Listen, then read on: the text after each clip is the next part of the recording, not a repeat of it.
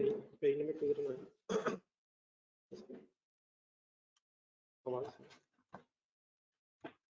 Page number 209 निकल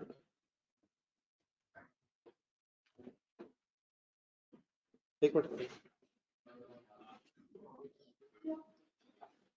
page number 209 question number 8 एक था इसमें कंप्लीट हुआ है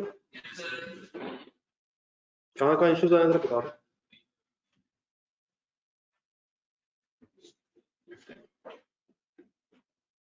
अपना रजिस्टर में आंसर होना था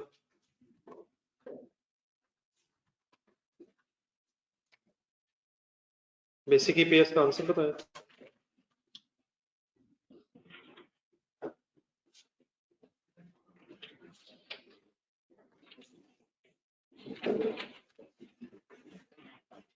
बेसिक ईपीएस का आंसर क्या है कंपैरेटिव ईयर में 0.80 बेसिक में प्रॉब्लम ये ऑनलाइन क्लास आप लोगों ने की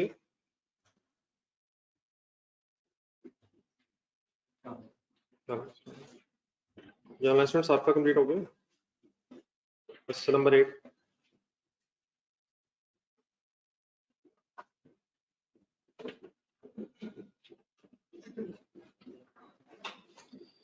ये डायल्यूटेड पे आए पोटेंशियल ऑर्डिनरी शेयर्स के नाम बताएं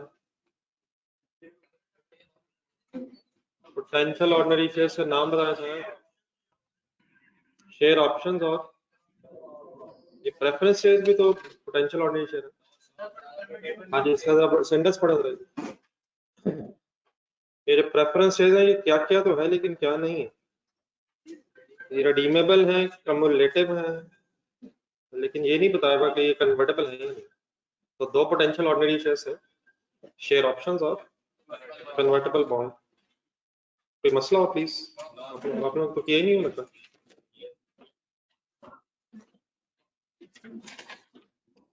ये नहीं कंफ्यूजन एनीवेयर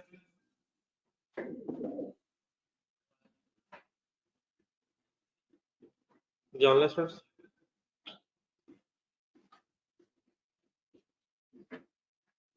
पेज नंबर 239 निकालें चेंजेस इन इक्विटी का क्वेश्चन भी कहा था होनी चाहिए सभी चीजें कंप्लीट होने चाहिए क्वेश्चंस जी आंसर कहाँ तक पहुंचा है क्वेश्चन कौन सा पेज नंबर कौन सा सवाल का नाम क्या है रजिस्टर खोल के इसका आंसर देखें शुरू कहाँ से किए कॉलम कितने बने इसमें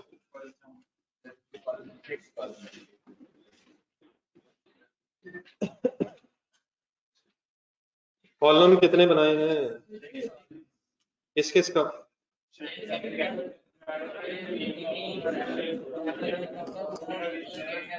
इसका पॉइंट नंबर 1 में क्वेश्चन जहाँ पे पेज नंबर 239 ये इररिडीमेबल प्रेफरेंस शेयर्स भी इक्विटी का पार्ट है रिडीमेबल प्रेफरेंस शेयर कैपिटल भी इक्विटी में आता है सर रिडीमेबल है या रिडीमेबल है अगर रिडीमेबल हो तो वो कहाँ आते हैं वो लायबिलिटीज में वो चेंज इन इक्विटी में नहीं है ठीक है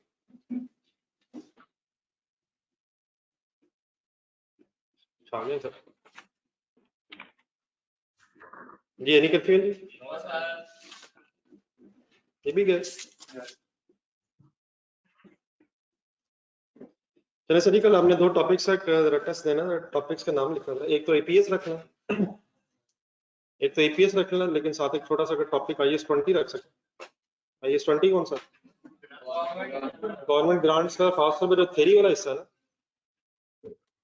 आईएस 20 का जो थ्योरी वाला हिस्सा आईएस 20 गवर्नमेंट ग्रांट्स है आईएस 40 फिर बाद में रख लीजिए आईएस 20 का खासतौर पे जो थ्योरी वाला हिस्सा है पेज नंबर्स नोट करें उनको जरा सही तरह दोबारा पढ़िएगा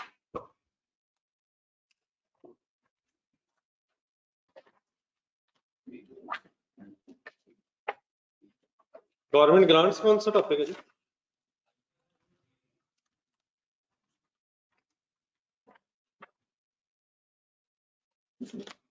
के जो एंड में खासतौर पे पेज है ना पेज नंबर 248 से लेके 254 तक ये मैंने कई दफा आपको पहले भी पढ़ने को कहा, होपफुली आपने पढ़े होंगे, एक दफा दोबारा सही तरह से रिवाइज करें। थ्योरेटिकल सा इसमें कोई क्वेश्चन दूंगा साथ, तो एक ईपीएस को क्वेश्चन और साथ को छोटा सा IAS 20 हो जाएगा। तो ये नंबर्स कौन से बताया मैंने?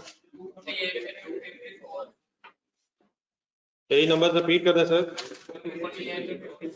वॉल्यूम कौन सा है? वॉल्यूम 2 निकालो। कल सुना आपने 20 मिनट ये ईपीएस की थ्योरी भी पढ़ी। मिस इन्फॉर्मेशन का जमाना, गलत इन्फॉर्मेशन आ रही मार्केट में, नौजवानों ने कल पढ़ा।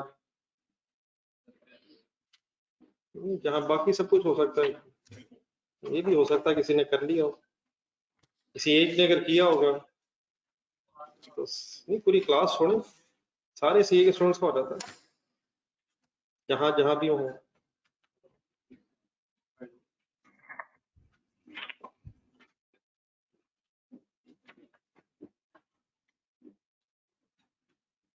ये ईपीएस सारी रिवाइज करें। ईपीएस के जो क्वेश्चन आपने रिवाइज करने, खासतौर पर जब मैंने कल पेजेस वगैरह किए थे, क्वेश्चन मेरे ख्याल आप लोगों ने करनी है। ये थ्योरी वगैरह जो है इसको जरा दोबारा पढ़ लीजिएगा। ईपीएस अभी ताजा ताजी पेज नंबर 105 होना प्लीज। 105 यार, इकट्ठा ही ढूंढे। 105 पेज के एंड पे देखें।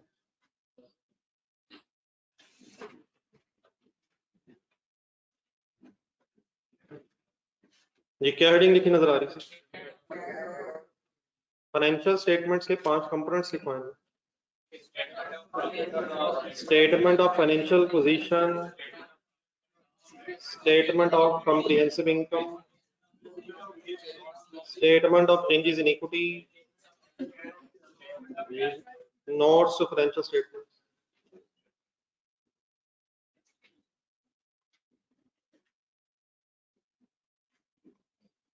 फाइनेंशियल स्टेटमेंट्स के जो 5 कंपोनेंट्स हैं, उनमें से जो मैंने बोर्ड पे लिखे हैं, होपफुली इनका तो आपको आइडिया है। स्टेटमेंट ऑफ फाइनेंशियल पोजीशन क्यों बनाते हैं?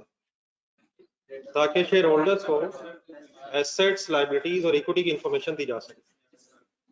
Statement of profit and loss या स्टेटमेंट ऑफ कॉम्प्रिहेंसिव इनकम इसलिए बनाते हैं ताकि बिजनेस की परफॉर्मेंस बताई जा सके, इनकम एंड एक्सपेंसेस की प्रॉफिट्स के बेस पे इनकम एंड एक्सपेंसेस लिख के प्रॉफिट या लॉस बताया जा सके। Statement of changes in equity इसलिए बताई जाती है ताकि इक्विटी के कंपोनेंट्स में जो मूवमेंट हुई है उस मूवमेंट को डिस्क्लोज किया जा सके, ओपनिंग से लेकर क्लोजिंग तक क्या इंफॉर्मेशन है। ठीक है। नोट्स क्यों बनाए जाते हैं? ताकि कुछ एक्स्ट्रा चीजें और बताई जा सके और डिस्क्लोजर एक्स्ट्रा दिए जा सके। डिस्क्लोजर नोट्स में देते हैं, जिस तरह कल ईपीएस के नोट्स बनाए हमने। कौन सी 3 रिकंसिलिएशंस बनाई?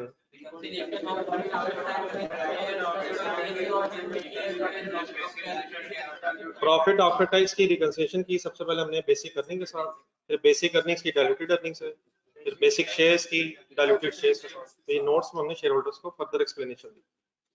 अब एक 5वां कंपोनेंट आ रहा है सामने हमारा, स्टेटमेंट ऑफ कैश फ्लो। अब ये कैश फ्लो स्टेटमेंट क्यों बनाते हैं, कैसे बनाते हैं, इसको समझने के लिए जरा पेज नंबर 105 के स्टार्ट से मैसेज शुरू होता है।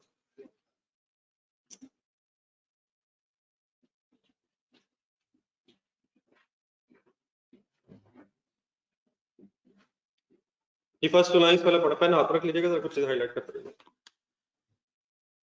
While preparing statement of financial position and statement of comprehensive income, we accountants use, underline words, accrual basis of accounting. Statement of financial position and statement of comprehensive income बनाते हुए accrual basis of accounting use की जाती है। accrual basis of accounting क्या है? Next lines पढ़ें। According to the accrual concept, income तब record होती है जब वो कमा ली जाए। पैसे मिले हैं तब भी ठीक है, नहीं मिले तब भी ठीक है। अगर इनकम अर्न हो गई है तो इनकम को रिकॉर्ड कर लो। कभी आपने एंट्री सुनी है डेटर डेबिट सेल क्रेडिट? ये सर ये जो टॉपिक है ना सारा डेबिट क्रेडिट का खेल है, और ठीक ठाक रिवीजन हो सकती है हमारी अकाउंटिंग कॉन्सेप्ट्स की। तो डेटर डेबिट सेल क्रेडिट की एंट्री को गौर से देख के बताएं, पैसे आ गए? कहाँ से पता चला पैसे नहीं आए? डेटर से नजर आया कि पैसे नहीं आए, जब पैसे भी रिसीव करना, लेकिन क्या इनकम हो गई? कहाँ से पता चला? सेल दे तो ये कौन सा तरीका इनकम रिकॉर्ड करने के पैसे आए? अक्रूवल इनकम अर्न होगी। अगर हमने गुड्स दे दी हैं तो इनकम कमा ली है, पैसे नहीं आए तो रिसीवेबल हो गए। लेकिन कभी आपने cash debit sale credit entry सुनी? आज पहली दफा सुन ली है सर, आज पहली दफा तो सुन ली है, खुदा के लिए आज तो पहली दफा तो हो गई है, अब तो मान लो यार, मैंने कब कहा पहले सुनी? क्या इस एंट्री में इनकम होगी? कहाँ देख के पता चला?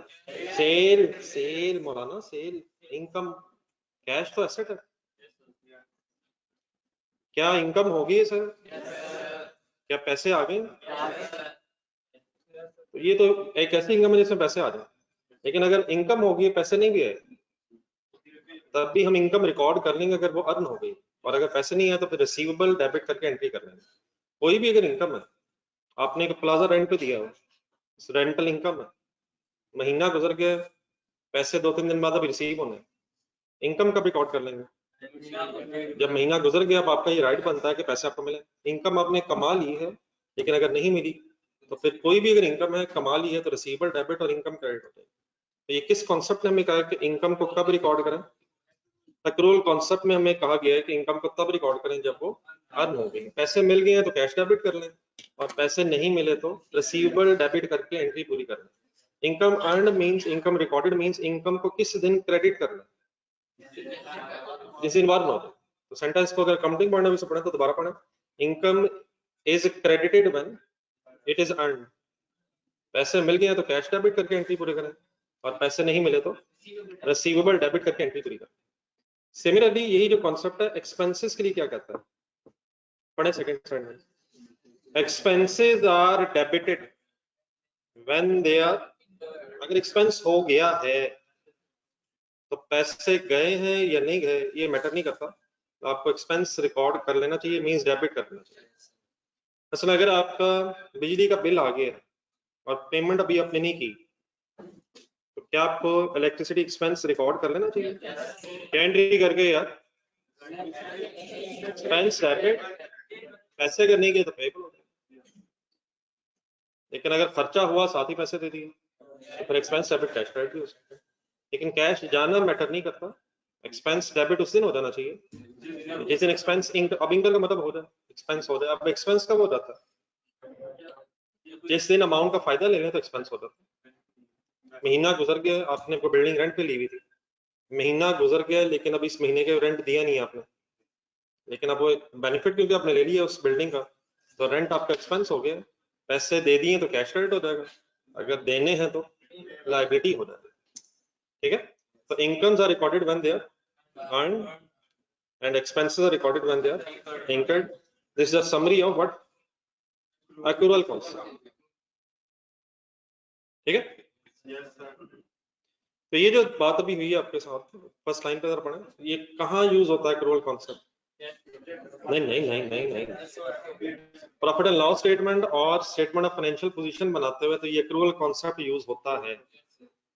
लेकिन however, ये लाइन अंडरलाइन करें, however in a statement of cash flow information to users means shareholders are provided on the basis of, cash flow statement बनाने का मकसद ये है कि शेयर होल्डर्स को ये बताया जाए कि कैश कहां से आया है और कहां कहां गया, कहां कहां से आया है, कहां कहां कैश गया। तो कैश कॉन्सेप्ट का मतलब हमने शेयर होल्डर्स को कैश रिसीव्स और कैश पेमेंट्स की इंफॉर्मेशन देनी है स्टेटमेंट ऑफ कैश फ्लो में। तो साथ साथ नोट करते जाइएगा, मैं एक्सप्लेन करता रहूंगा। कैश फ्लो स्टेटमेंट बनाने का मकसद शेयर होल्डर्स को ये बताना है कि बिजनेस में कहां से कितना इस साल कैश आया है और कहां इस साल कितना कितना कैश गया। तो कैश इनफ्लोज और आउटफ्लोज बताना शेयर होल्डर्स को स्टेटमेंट ऑफ कैश फ्लो का मकसद है। स्टेटमेंट ऑफ प्रॉफिट और loss statement of profit loss बनाने का मकसद है कि इस साल कहां से इनकम हुई है, कहां एक्सपेंसेस हुए हैं और उनकी बेस पे इस साल कितना प्रॉफिट या लॉस कमाया। कैश फ्लो स्टेटमेंट बनाने का मकसद कहां कहां से कैश आया है, कहां कहां कैश गया है, उसकी बेस पे ये बताना कि एंड में कितना बच गया। क्या income is another name of cash?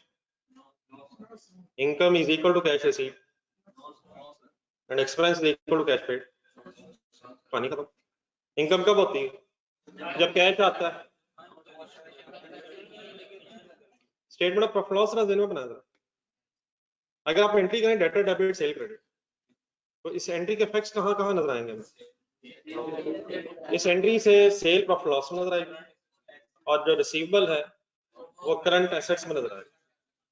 लेकिन डेटर डेबिट सेल क्रेडिट में कैश आया, इट मींस ये ट्रांजैक्शन जो है प्रॉफिट लॉस में भी आएगी, sale statement of financial position में भी आएगी डेटर्स, लेकिन क्योंकि पैसे नहीं आए इसलिए इस ट्रांजैक्शन का कैश फ्लो से कोई ताल्लुक नहीं।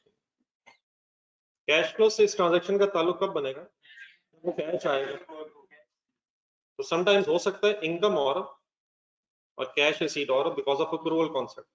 सिमिलरली अगर एक्सपेंस रिकॉर्ड किया अपने अक्रूवल बेसिस पे, एक्सपेंस डेबिट पेबल क्रेडिट, तो एक्सपेंस रिकॉर्ड हुआ प्रॉफिट लॉस में आएगा, पेबल लायबिलिटी है स्टेटमेंट ऑफ फाइनेंशियल पोजीशन में आएगी। लेकिन अगर अभी पैसे नहीं गए तो इस ट्रांजैक्शन का कहां से कोई ताल्लुक नहीं। कैश फ्लो से ट्रांजैक्शन का ताल्लुक कब बनेगा? जब या तो कैश डेबिट होगा या कैश क्रेडिट होगा। Cash debit means cash receive हुआ है, कैश क्रेडिट मींस कैश पे हुआ। इन अदर वर्ड्स अपने ज़हन में को कैश का लेजर बनाया था। कैश का लेजर जाने दें यार। कैश का लेजर अगर आप ज़हन में बनाएं तो चार मेन चीजें जरा सोचें। क्या कैश का कोई ब्रॉड डाउन हो सकता है? कैश का कोई ब्रॉड डाउन हो सकता है? डेबिट बैलेंस होगा, एसेट है यार। फिर कैश डेबिट कब होता है? जब रिसीव होता है, चंद एक ट्रांजैक्शन हो जाता है। कैश सेल्स की एंट्री पता है? क्रेडिट सेल की एंट्री पता है? डेटर डेबिट सेल क्रेडिट किस तरफ लिखूं? किसी तरफ नहीं, कैश का लेजर बना रहे। डेटर से कैश है एंट्री पता है? हम नहीं बताएंगे, हम नहीं बताएंगे, हमारा क्लास से कोई ताल्लुक नहीं है, हम एंड में बैठे हैं, हम एंड में हैं, हमें ना तंग किया जाए, हम ना अभी तक बोले हैं ना ही हमारा इरादा है। कैश डेबिट डेटर क्रेडिट किस तरफ लिखूं? और जाने दें यार, डेटा तो क्रेडिट हो रहा है तो कैश तो डेबिट हो रहा है हमारा, हम कैश का लेजर बना रहे हैं। शेयर इश्यू है तो एंट्री बोलो।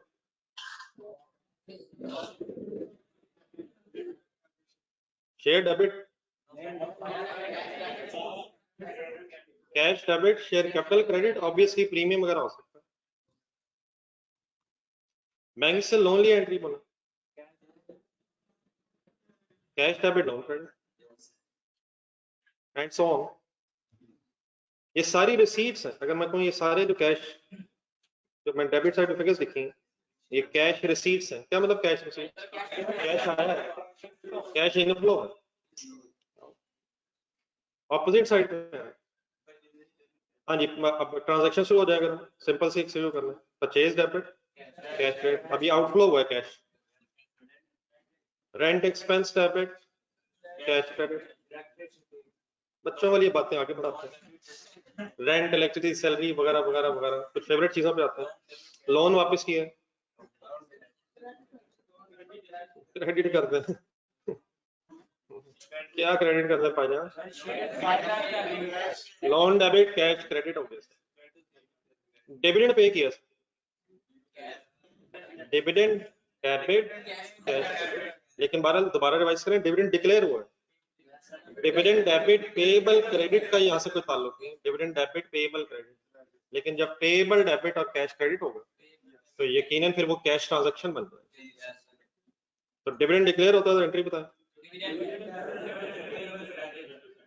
और अगर पे हो जाए तो मैंने फिर पेएबल का रेफरेंस लिखा। लेकिन अगर डिक्लेयर होते ही पे हो जाए, डिविडेंड डेबिट कैश क्रेडिट। लेकिन नॉर्मल सिचुएशन ये नहीं है, पहले डिविडेंड डिक्लेयर होता है और बाद में पे होता है। पहले लायबिलिटी बनता है और फिर वो सेटल होता है। ठीक है सर। And etcetera. कोई मशीनरी खरीदी, मशीनरी डेबिट कैश क्रेडिट। अब ये क्रेडिट साइड पर जो मर्जी हम लिखे जाए, कैश के लेजर में क्रेडिट साइड पे कब ट्रांजैक्शन आएगी? जब कैश आउटफ्लो होगा, कैश क्रेडिट होगा, कैश आउटफ्लो है, और देन फिर उसके बाद सीडी बैलेंस कैलकुलेट हो जाएगा। तो 4 मेन चीजें हैं इस कैश के लेजर में: brought down cash, receipt of cash, payment of cash, and closing balance of cash. Similarly, तो बैंक का लेजर सिमिलर है।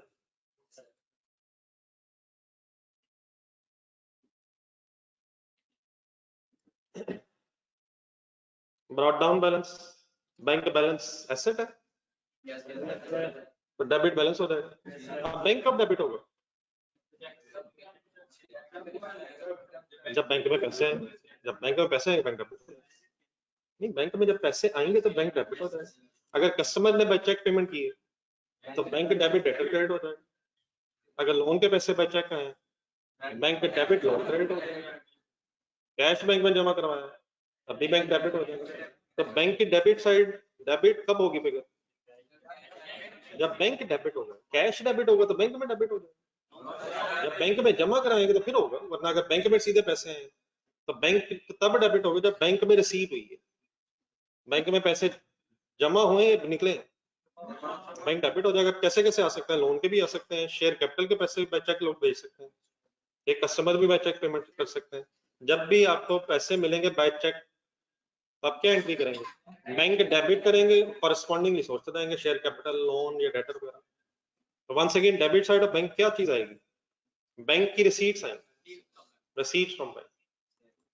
अब रेफरेंसेस नहीं लिख रहा, लेकिन ये सारे हो सकते हैं।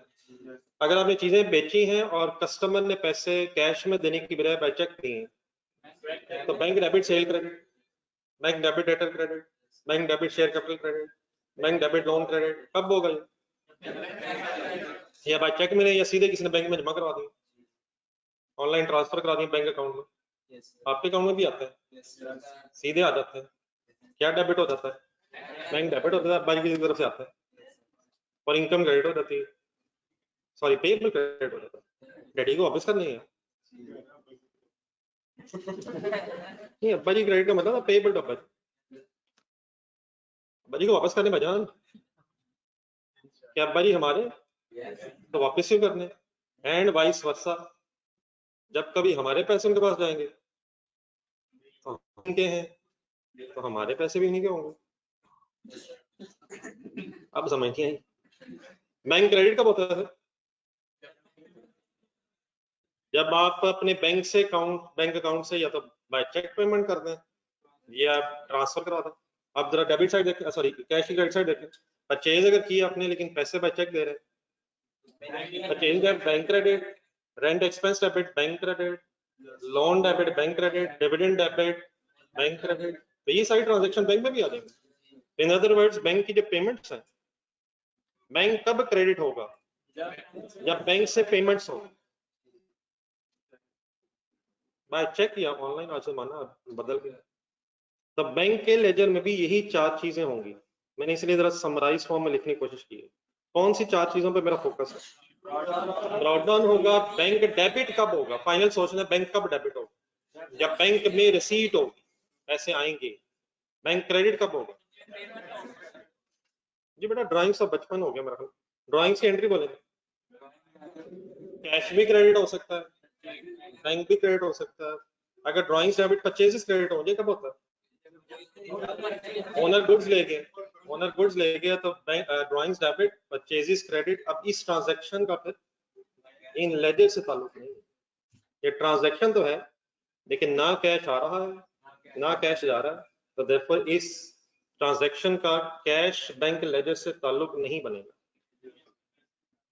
ये ठीक है? ठीक है, पैसे निकलवा लिए तो बैंक से पेमेंट होगी, बैंक से निकला, बैंक क्रेडिट हो गया, कैश डेबिट हो गया, आपकी जेब में कैश डेबिट हो गया, बैंक क्रेडिट हो गया। ये बैंक से पेमेंट हुई, कहाँ हुई है? आपकी जेब में हुई, बैंक से निकल गए। जी अब जरा हाँ दोबारा सेंटेंस पढ़ेंगे। स्टेटमेंट ऑफ प्रॉफिट और लॉस बनाते हुए तो अक्रूवल बेसिस यूज होती हैं, लेकिन कैश फ्लो बनाने का मकसद शेयर होल्डर्स को कैश कॉन्सेप्ट पे रिसीट्स और पेमेंट्स बताना है।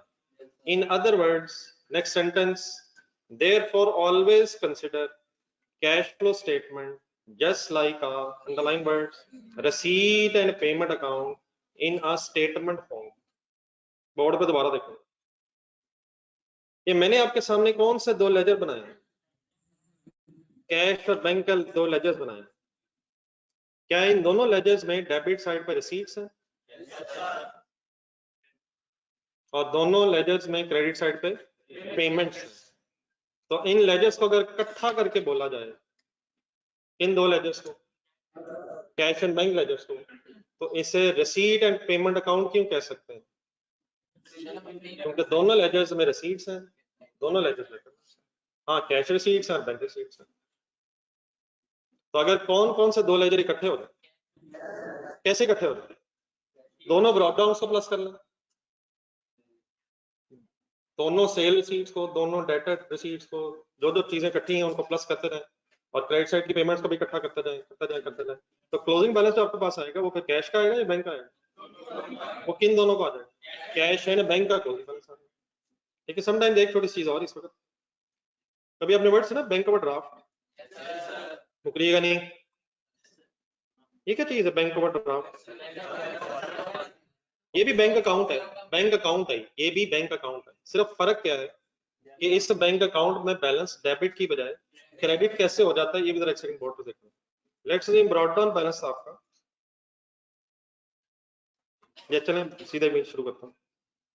ब्रॉड डाउन बैलेंस था 1 लाख, इसका क्या मीनिंग है? जिस तरफ मैंने लिखा है नेगेटिव का मीनिंग क्या है? बैंक से हमने एक्स्ट्रा लाख लिया हुआ है, हमने बैंक से लिया, बैंक को दिया हुआ। बैंक को दिया होगा तो हमारा एसेट होगा, डेबिट बैलेंस होगा, बैंक में पड़ा है। ये हमने बैंक से एक्स्ट्रा लिया होगा तो हमारी लायबिलिटी बन गई। ठीक है सर? होता इस तरह से है कि अगर आपने बैंक में कोई बैंक से ओवरड्राफ्ट फैसिलिटी लेनी हो तो फिर आपका इसी बैंक अकाउंट में ट्रांजैक्शंस भी बाकी होती हैं। आप फर्ज करें आपके अगर इस बैंक के अकाउंट में किसी कस्टमर का चेक आया तो आप क्या एंट्री करेंगे? बैंक डेबिट होगा, डेटर क्रेडिट होगा, और एंट्री क्या होगी? रिपीट करने से बैंक डेबिट होगा। बैंक फिर ये रिक्वायर करता है बैंक ओवरड्राफ्ट के केस में कि इसी अकाउंट में आपके पैसे आने भी चाहिए और इसी से पेमेंट भी आप पे करते हैं। तो अब ये जो बैंक डेबिट और डेटर क्रेडिट है, ये किस तरफ लिखूं मैं इस लेजर? नहीं, बैंक डेबिट हो रहा ना, तो किधर लिखे? सेंटर लाइन तो ऑप्शन ही ना, या डेबिट साइड होगी या क्रेडिट साइड होगी। तो एंट्री क्या कर रहे हैं आप? बैंक डेबिट हो रहा है, तो किस तरफ लिखूं? रेफरेंस क्या लिखूं? अब 3 लाख की अमाउंट है, ऐसे परेशान ना हो, वॉच देखना। लेट्स से 3 लाख के ही पैसे मिले हैं। ओपनिंग बैलेंस कितना था? 1 लाख कौन सा था? लायबिलिटी थी। कितने अब पैसे हमारे बैंक में आ गए हैं? अब बताएं हमारा कितना बैलेंस हो गया है? 2 लाख डेबिट हो। फर्ज करें शेयर इशू करके पैसे हैं, एंट्री बोलो, cash debit share capital credit 5 lakh. अब कितना बैलेंस हो गया? वो 8 लाख। 7 कैसे? एक हमने देना था, वो नेट होके 7 रहे। अब सपोज आपने क्रेडिटर्स को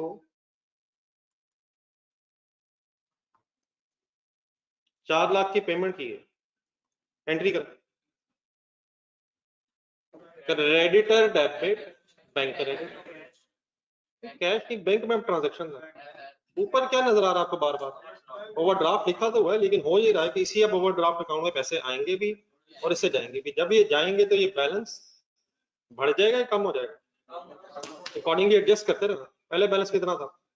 1 लाख। 1 लाख 3 लाख आने से 2 लाख हुआ, 2 लाख में 5 लाख जमा होने से 7 लाख में 4 लाख माइनस होने से 3 लाख रह गए। क्या अभी भी 3 लाख डेबिट बैलेंस है? अभी भी डेबिट बैलेंस है। लेट्स से हम अपने एक्सपेंसेस की पेमेंट की, रेंट एक्सपेंस पे की, लेट्स से हम 50 लाख बोलते हैं, एंट्री है बोलते हैं बस। एक्सपेंस डेबिट बैंक क्रेडिट, अब बैलेंस कितना रह गया? 2.5 लाख रह गए, पेमेंट और हो गई। अब सपोज आपने डिविडेंड की पेमेंट की है और इसी अकाउंट के थ्रू की है, सपोज 3 लाख की पेमेंट की है, बैलेंस पड़ा कितना था? तो बैंक कैसे 3 लाख की पेमेंट करने देगा? तभी करने देगा अगर आपसे आपका बैंक से पहले कोई एग्रीमेंट हुआ और जितनी लिमिट डिसाइड हुई होगी, जितनी सैंक्शन लिमिट हुई होगी, उसके अंदर अंदर आप पेमेंट कर सकते हैं। मैंने अगर 2.5 लाख बैलेंस था, 3 लाख की पेमेंट की है, तो 50,000 की लिमिट होगी तो अलाउ करेंगे, और अगर इससे ज्यादा लिमिट होगी तो और पैसे भी अभी हम पे कर सकते हैं। अब अगर इस लेजर को बैलेंस करेंगे, लेट्स सी ये ट्रांजैक्शन है, तो इसमें फिर कौन सा कितना बैलेंस आ जाएगा? Credit balance 50,000। अब क्या ये कोई बैंक अकाउंट है? ये भी एक बैंक अकाउंट है, लेकिन इसमें फर्क क्या है? इस बैंक अकाउंट और अदरवाइज बैंक अकाउंट में क्या फर्क है? इस बैंक अकाउंट में हमने एक्स्ट्रा अवेल किया। नॉर्मल बैंक अकाउंट वो है कि हमारा पड़ा हो, लेकिन बैंक ओवरड्राफ्ट का मतलब होता है कि हमने एक्स्ट्रा लिया। अगर एक्स्ट्रा लिया हुआ है तो स्टेटमेंट ऑफ फाइनेंशियल पोजीशन जहन में बनाया, ये 50,000 साल के एंड पे आपको कहाँ नजर आएगा? करंट लाइबिलिटीज में नजर आएगा। लेकिन अगर बैंक का डेबिट बैलेंस हो तो फिर कहाँ नजर आएगा? फिर करंट एसेट्स के एंड पे नजर आएगा। यकीनन अब ओपनिंग क्लोजिंग बैलेंसेस सब क्रेडिट नेचर के हैं, क्रेडिट नेचर के हैं, लेकिन क्या अभी भी डेबिट साइड पर रिसीट्स हैं? रिसीट्स हैं, क्रेडिट साइड पे पेमेंट्स हैं, तो ये भी क्या है? एक रिसीट एंड पेमेंट अकाउंट है। तो बैंक का डेबिट अकाउंट भी हो सकता है और बैंक का क्रेडिट अकाउंट भी हो सकता है। तो जब भी कभी मैं वर्ड यूज करूं रिसीट एंड पेमेंट अकाउंट, तो रिसीट एंड पेमेंट अकाउंट का मतलब we are talking about cash and bank account. And cash and bank account, bank account से मुराद बैंक अकाउंट का डेबिट बैलेंस भी हो सकता है और क्रेडिट बैलेंस भी हो सकता है। तो इन अदर वर्ड अगर हम कैश एंड बैंक अकाउंट को इकट्ठा बना दें तो वी मीन्स टू से कि हम क्या बना रहे हैं? रिसीट एंड पेमेंट अकाउंट बना रहे हैं। अगला सेंटेंस अपने पास पढ़े, बाकी ये जो मैंने लेजेस खोले ये सारे आपने बनाने। कहाँ बनाने में बताता हूँ। हाउएवर वाला सेंटेंस शुरू करो। However in the statement of cash flow shareholders को किस चीज की इंफॉर्मेशन देनी है? Cash inflows and cash outflows, receipts and payments की। Therefore always consider cash flow statement just like क्या क्या क्या क्या क्या। अच्छा, क्या ये लेजर्स मैं इस वक्त टी फॉर्म में बना रहा हूँ? लेकिन अगर इसी टी फॉर्म को मैं स्टेटमेंट फॉर्म में कन्वर्ट कर दूं तो फिर ये कौन सी स्टेटमेंट बन जानी है? Cash flow statement. जिस तरह कल आपने जो घर में चेंजेस इन इक्विटी बनाई है, कौन से लेजर्स को स्टेटमेंट फॉर्म में बनाकर आपने चेंज इन इक्विटी बना दी है?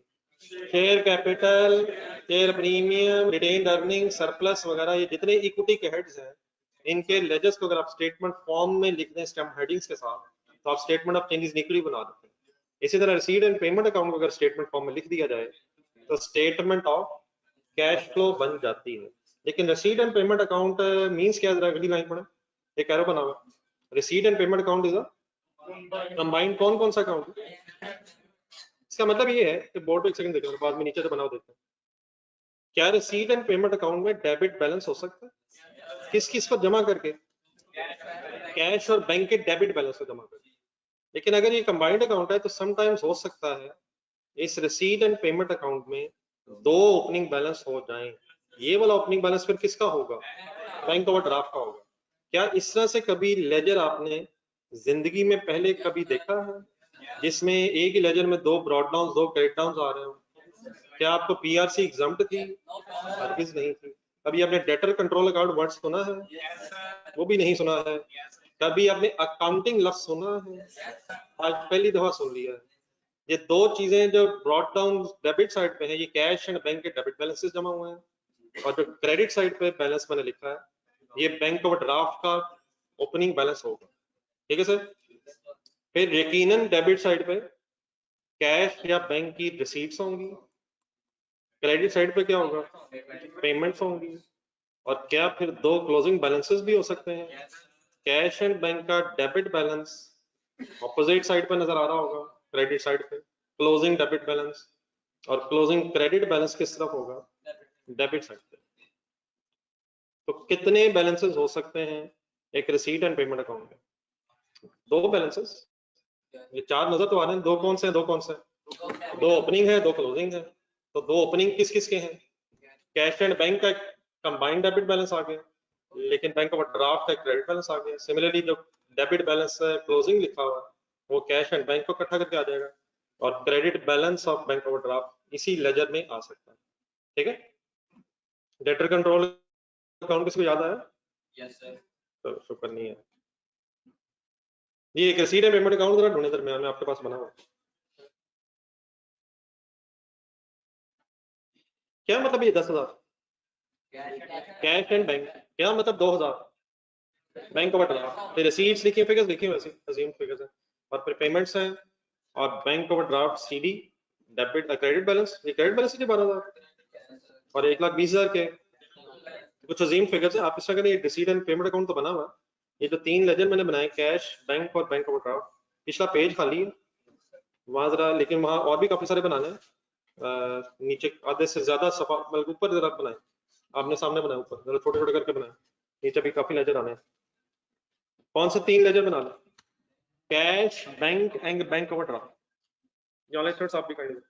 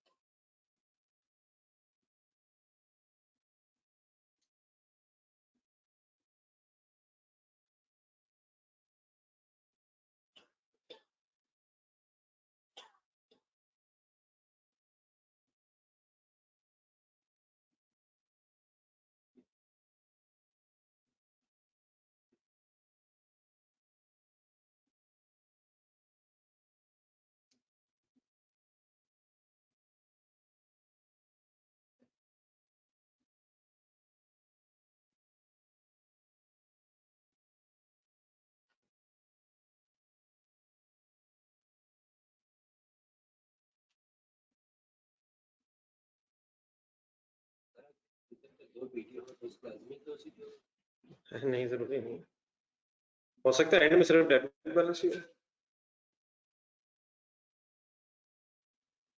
ये कैश का लेजर बना लिया था, अगर कोई बना रहा तो बता दो।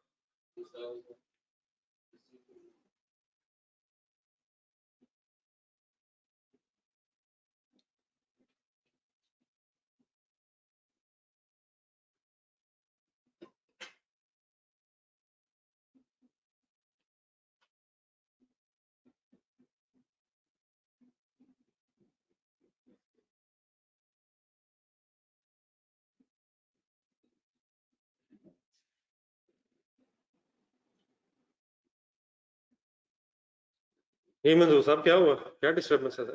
मोबाइल तंग कर रहा है, टाइम देख रहे हैं, मैं बता दूंगा। अच्छा ला नंबर,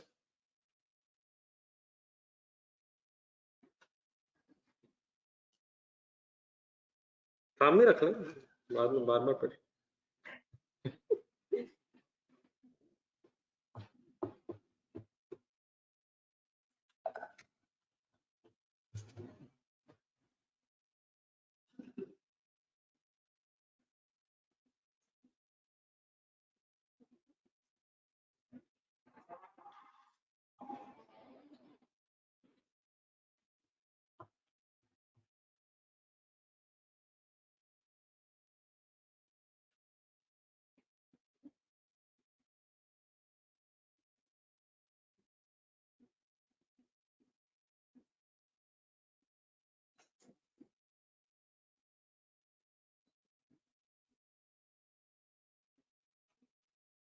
चलाए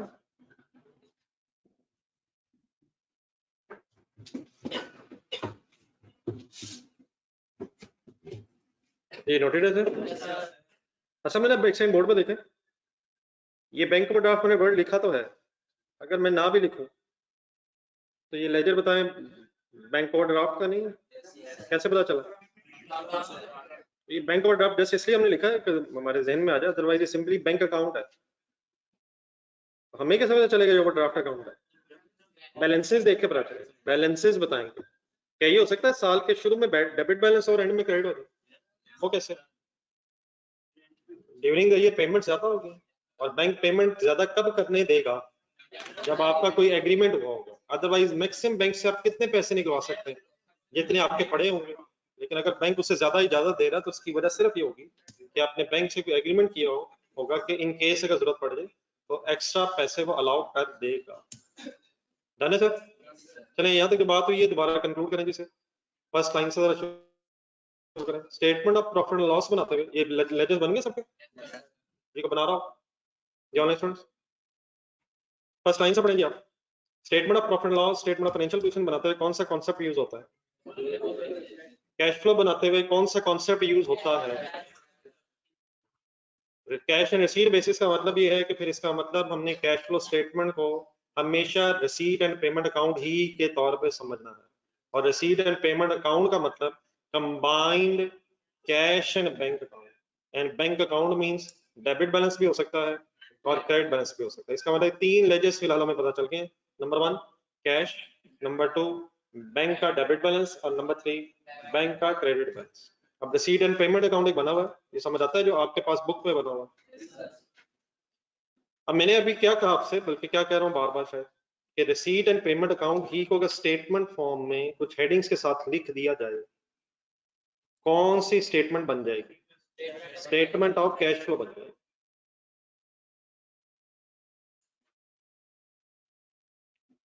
तो आपने अपना रिसीट एंड पेमेंट अकाउंट देखना है,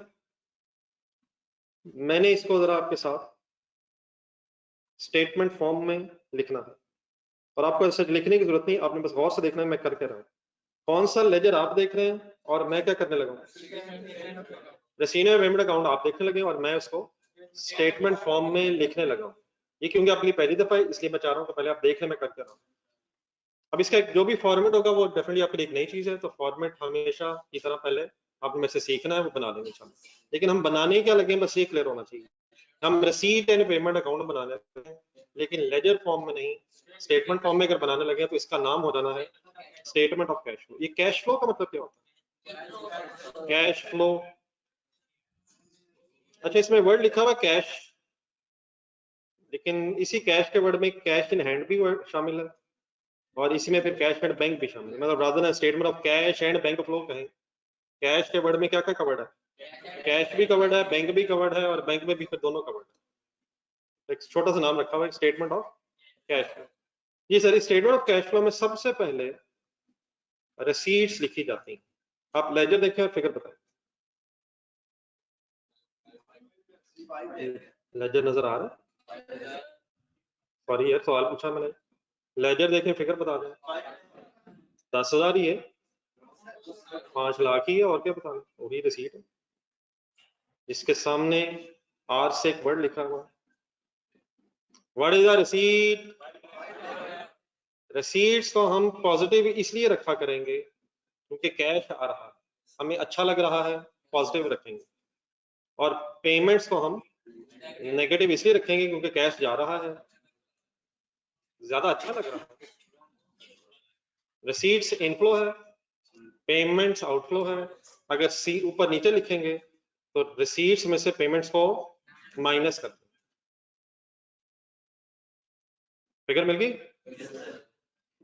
देन फिर इनको आपस में नेट ऑफ किया जाता है, किसको किससे? तो नेट करके ये रिसीट ज्यादा है,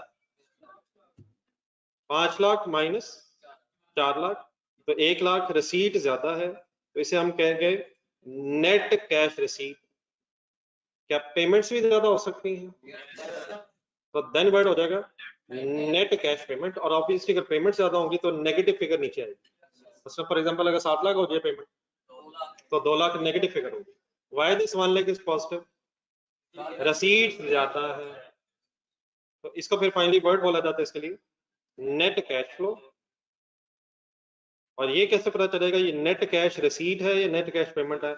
आगे ब्रैकेट्स वगैरह देख के पता चल जाएगा। अगर ये पॉजिटिव फिगर है तो ये नेट कैश रिसीट है, और अगर ये नेगेटिव फिगर आ जाए तो नेट कैश पेमेंट है। शॉर्ट वर्ड्स में से क्या बोला मैंने? Net cash flow. Net cash flow की फिगर कैसे आती है? रसीट्स माइनस पेमेंट्स।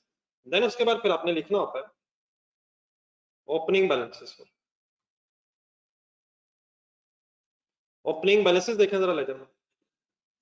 ओपनिंग बैलेंस कितना है? 10,000 भी है और ऑपोजिट साइड पर जाए 2,000 भी है, टोटल हो गया 12,000। 10,000 2,000 इज इक्वल टू 12,000। 10,000 क्या है? डेबिट बैलेंस है। 2,000 क्या है? एक तो तरीका ये भी हो सकता है कि 10,000 डेबिट बैलेंस को पहले पॉजिटिव लिख लिया जाए और 2,000 को नेगेटिव या पॉजिटिव, लेकिन नेट ऑफ भी किया जा सकता है। तो नेट ऑफ करके 8,000 इज ओपनिंग बैलेंस। समझ आ गया? माइनस समझ आ गया सर? डेबिट क्रेडिट बैलेंसेस आपस में नेट ऑफ हो गए। देन अगर हमारी कैश फ्लो ठीक होगी, मैंने अभी तक क्या क्या लिखा है इसमें? रसीट्स लिखी है, पेमेंट्स लिखी है, नेट वर्किंग मैंने खुद की है, वो लेजर के अंदर नहीं थी, नेट मैंने खुद किया है। फिर मैंने ओपनिंग बैलेंसेस लिखे हैं। अगर हमारी कैश फ्लो की वर्किंग ठीक हुआ करेगी तो नेट कैश फ्लो में ओपनिंग जमा करने से हमारे पास क्लोजिंग बैलेंस बन जाया करेगा। अगर हमारी वर्किंग सही हुआ करेगी तो किस में क्या जमा करने से क्या बन जाया करेगा? नेट कैश फ्लो में ओपनिंग जमा करने से क्लोजिंग इंशाल्लाह सही बन जाया करेगा। तो मेरा क्लोजिंग आ गया 1 लाख जमा 8,000, 1,20,000। आपके लेजर में 1,20,000 लिखा हुआ है, इसका मतलब मेरी तो कैश फ्लो ठीक नहीं है। जिस तरह ओपनिंग नेट हुआ है तो इस तरह भी क्लोजिंग भी नेट आंसर ही इंशाल्लाह आएगा। आपके क्लोजिंग बैलेंसेस कैसे बने हुए हैं? 1,20,000 भी है और 12,000 भी है। नेट ऑफ होके कितना आंसर आ रहा है? तो अगर हमारा आंसर ठीक है तो किसमें क्या जमा करने से इंशाल्लाह क्या आया करेगा? नेट कैश फ्लो में ओपनिंग बैलेंस ऐड करने से इंशाल्लाह सही क्लोजिंग बैलेंस आ जाया करेगा। यही अकाउंटेंट की खुशियां हैं। ट्रायल बैलेंस मैच हो जाए, statement of financial position match हो जाए और इंशाल्लाह कैश फ्लो मैच हो जाए। कैसे मैच हो जाए? किसमें क्या जमा करके मैच हो जाए। लेकिन अगर ये खुदा ना खासा मैच ना हो तो फिर हम सवाल दोबारा शुरू किया करेंगे। यस सर, जी जी मजबूरी है, इसलिए हम पहले पूरी कोशिश किया करेंगे कि ऐसे हो ना, वरना नींदें उड़ जाएंगी सर। टाइम इंशाल्लाह निकालना पड़ेगा सर। अकाउंटेंट की जिंदगी में उस कैश फ्लो का कोई फायदा नहीं हुआ कि जिसमें ओपनिंग और नेट कैश फ्लो जमा करके क्लोजिंग ना बने। इसका मतलब हमने कहीं ना कहीं गलती की है। हाँ, पेपर में क्या करना है वो हम इंशाल्लाह डिस्कस कर लेंगे, लेकिन फिलहाल क्या करना है, नीयत और इरादा 100% ठीक करना है। और अगर क्लास में खुदा ना खासा मैंने गलत किया तो फिर आपको घर जाकर से ठीक करना होगा। ऐसे ही है ना यार? तो इसलिए आपने क्या करना है, हमेशा मुझे पहले ही ठीक करवाना। तो ये मैंने आपके सामने क्या किए, किसको देखा, क्या बना दिया? रसीद पेमेंट अकाउंट देखा है और इसको स्टेटमेंट फॉर्म में लिख दिया है। होपफुली मैंने कोई भी नई चीज नहीं लिखी सिवाय वर्किंग के जो बेंच में मैंने 1 लाख की। तो किसको किस में कन्वर्ट कर दें तो क्या बन गया? रसीद एंड पेमेंट अकाउंट को अगर स्टेटमेंट फॉर्म में कन्वर्ट कर दें तो ये स्टेटमेंट ऑफ कैश फ्लो है। आपके पास नीचे बनी हुई है, मेरा ख्याल है इसकी जरूरत नहीं है। देख लें तो जरा सिंपलीफाइड कैश फ्लो स्टेटमेंट। तो आपको फॉर्मेट क्या पता चलेगी कैश फ्लो स्टेटमेंट का? इसमें क्या क्या आता है? अच्छा, इसमें चीजें 4 है। अगर आप गौर से देखें इसमें 4 मेन चीजें हैं, बाकी एक वर्किंग तो बीच में वैसे की है। रिसीट है, पेमेंट्स है, ओपनिंग क्लोजिंग है। मेरी तरफ अगर आप देखेंगे तो कैश बैंक अकाउंट में भी यही चीजें होती हैं। ओपनिंग होता है, क्लोजिंग होता है, रिसीट्स और पेमेंट्स होती हैं। यहाँ थोड़ा सा सीक्वेंस बदला हुआ है, पहले रिसीट्स है, फिर पेमेंट्स है और बाद में ओपनिंग बैलेंस लिख के क्लोजिंग बैलेंस कैलकुलेट। ठीक हो गया? तो आज से ऑनवर्ड्स अगर आपसे मैं पूछूं कैश फ्लो स्टेटमेंट क्या चीज है तो आप मुझे क्या बताएंगे? इन अदर वर्ड्स जो रिसीट एंड पेमेंट अकाउंट में चीजें आती हैं वही कैश फ्लो स्टेटमेंट में आनी चाहिए। क्या रिसीट एंड पेमेंट अकाउंट में सेल आती है, एक्सपेंसेस आते हैं? इसमें क्या आता है? इसमें रिसीट्स और पेमेंट्स आती हैं, फिर इसमें ओपनिंग क्लोजिंग आता है। देन इसके बाद चलो आगे, कॉन्सेप्ट क्लियर हो गया कुछ? ये ऑनलाइन स्टूडेंट्स यहाँ तक क्लियर?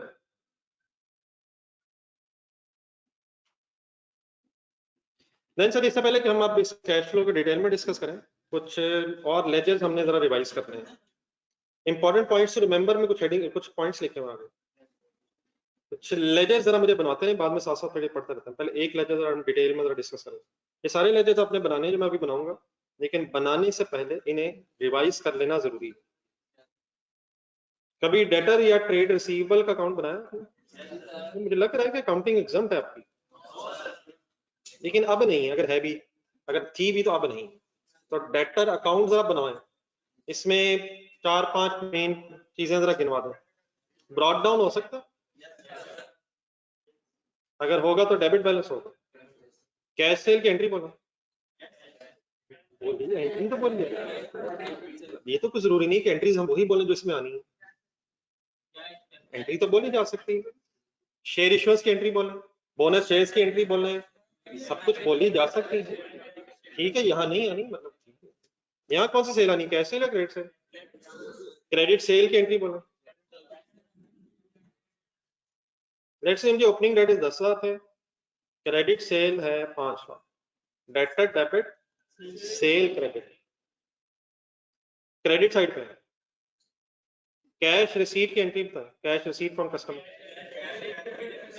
अगर आप इस चीज को ऑप्शनल समझेंगे तो पिछले सारे टॉपिक्स की तरह ये टॉपिक भी जाया हो जाएगा। अल्हम्दुलिल्लाह जिसका पिछले टॉपिक आपने जाया नहीं होने दिए, तो इसमें भी पार्टिसिपेट करें। इस गरीब को फिर क्यों जाया करते हैं? मतलब मैंने अपने बिहाफ पे कहा, जिस तरह मैंने सब कुछ जाया कर दिया बगैर पढ़े, तो ये भी जाया ना हो जाए। लेकिन आपने तो कुछ भी जाया नहीं किया, तो इस गरीब को क्यों जाया कर रहे हैं? What is the double entry of cash receipt from customer? और कैश डेबिट हुआ, मैंने क्रेडिट साइड पे लिख दिया, गौर से देखा ही नहीं आप लोगों ने। डिस्काउंट अलाउड की एंट्री बोले, discount allowed debit data credit. हाँ, डिस्काउंट अलाउड फिर कहाँ लेस होती है, फिर आपको किसी दिन याद कराता हूँ, आप मुझे बल्कि खुद बताएंगे। सेल रिटर्न की एंट्री बताएं, sale debit return credit, sale return debit debtors credit. Bank में पैसे हैं, डेटर से एंट्री बताएं, bank debit debtor credit. Bad debts की एंट्री हो जाए, bad debts debit debtors credit. Allowance की एंट्री हो जाए, bad debts debit allowance credit. उसका ताल्लुक इससे नहीं, bad debts debit allowance credit. हाँ, अगर अलाउंस और बैड डेट्स डिक्रीज हो रहा हो तो allowance debit bad debts credit, लेकिन allowance debit bad debts credit या bad debts debit allowance credit का इधर ताल्लुक नहीं है। एक्चुअल बैड डेट्स आएंगे, ये लफ्ज ना कभी भी गया। Bad debts debit debtors credit वाली एंट्री तब होती है जब एक्चुअल बैड डेट्स हो रहे हैं। एस्टिमेटेड बैड डेट्स की एंट्री होती है bad debts debit allowance credit के इधर ताल्लुक नहीं है, लेकिन डेटर्स क्रेडिट होते हैं जब एक्चुअल बैड डेट्स हो जाए। तो मीशो से मैंने लिखी तो भी आपके सामने 3 चीजें हैं, लेकिन ओपनिंग मैंने काफी कुछ और भी बोला है। डिस्काउंट अलाउड है, सेल रिटर्न्स है, बैड डेट्स रिटर्न ऑफ है, बैंक में रिसीट आ जाए, वो सब कुछ अपनी जगह है। लेकिन 4 मेन चीजें आपने हर वक्त जहन में रखनी है। कौन कौन सी? Opening, sale, receipt and closing बन जाएगा 5,10,000 मीन 1,10,000। क्या इस 4 के अलावा होता है कुछ? नहीं, बहुत कुछ हो सकता है, लेकिन कम से कम कौन सी 4 चीजें तरतीब से बता देगा। Brought down receipt, sale, cash receipt, brought down receivable, sorry, sale, receipt and closing balance. अब प्रॉफिट एंड लॉस स्टेटमेंट बनाया जरा जहन में।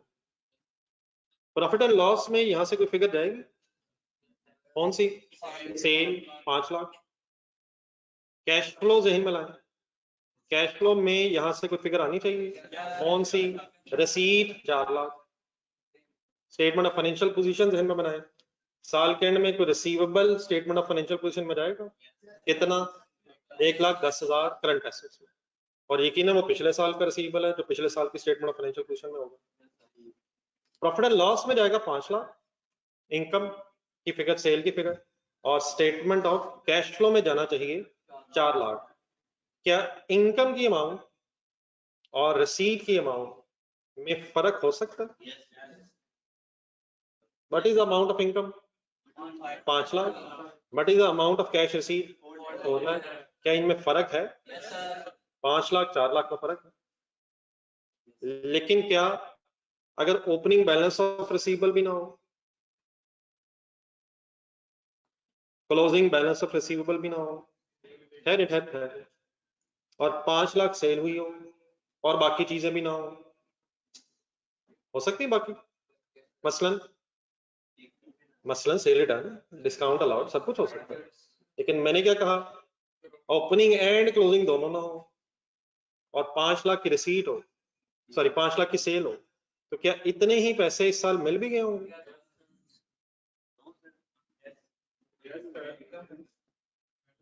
अगर ना मिला होता तो फिर 5 लाख सीडी होता।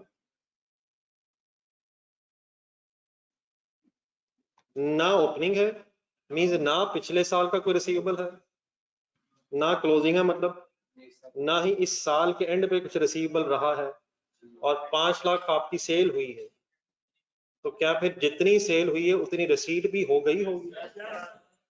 क्या ये जरूरी है? लेकिन अगर ओपनिंग भी नहीं है, क्लोजिंग भी नहीं है, फिर जितनी सेल है वही रिसीट भी होगी। मसलन फॉर एग्जांपल आप क्वेश्चन कर रहे हैं, आपको सेल मिली 5 लाख, आपने बड़ी सर्च की, ना आपको ओपनिंग रिसीवेबल मिला, ना क्लोजिंग रिसीवेबल मिला, ना कोई और ट्रांजैक्शन मिली, तो क्या आप सेफली कह देंगे कि जितनी सेल हुई है इतना कैश भी आ गया होगा? लेकिन अगर आपको ओपनिंग क्लोजिंग मिल जाए, फिर आप रिसीट तक कैसे पहुंचेंगे? आप लेजर बना लेंगे। क्या लेजर बना के फिर आप रसीद निकाल लेंगे? सभी निकाल लेंगे सर, लेकिन इस लेजर बना के टाइम वेस्ट करने की जरूरत कब नहीं होगी? अगर हमें मिली सेल, हमें नहीं मिला ओपनिंग, हमें नहीं मिला क्लोजिंग, दोनों, अच्छा कोई एक मिल जाएगा। कंसंट्रेट फॉर एग्जांपल ओपनिंग है लेकिन क्लोजिंग नहीं है, अब बताएं कैश कितना होगा? 5 टाइम कैसे होगा? अगर क्लोजिंग रिसीवेबल कुछ नहीं है तो इसका मतलब पिछला भी मिला होगा और इस साल वाला भी साल बाद मिला होगा, तो कितना टोटल मिला होगा? 5,10,000। तो sale is not equal to C, तो फिर हमें वर्किंग करनी होगी। अच्छा अगर ओपनिंग ना हो लेकिन क्लोजिंग हो, तो क्या तब भी, मेरे वर्ड सुनते रहना व्हाट्सएप, क्या तब भी सेल और रसीट में डिफरेंस आ जाएगा? अब कितनी फिगर हो जाएगी? हिम्मत हिम्मत हिम्मत हिम्मत हिम्मत 5 लाख माइनस 1,10,000, 1,90,000, तो क्या सेल और रसीट डिफरेंट हो जाएगी? अगर ओपनिंग एंड क्लोजिंग दोनों हो या ओपनिंग और क्लोजिंग में से कोई एक हो, लेकिन अगर दोनों ही ना हो, बोल दे कौन से दोनों ना हो, ना ओपनिंग बैलेंस हो ना क्लोजिंग बैलेंस हो, तो हमें फिर लेजर बना के टाइम वेस्ट करने की जरूरत नहीं है, सेल ही रिसीट होगी। लेकिन क्या हमेशा सेल ही रिसीट होगी?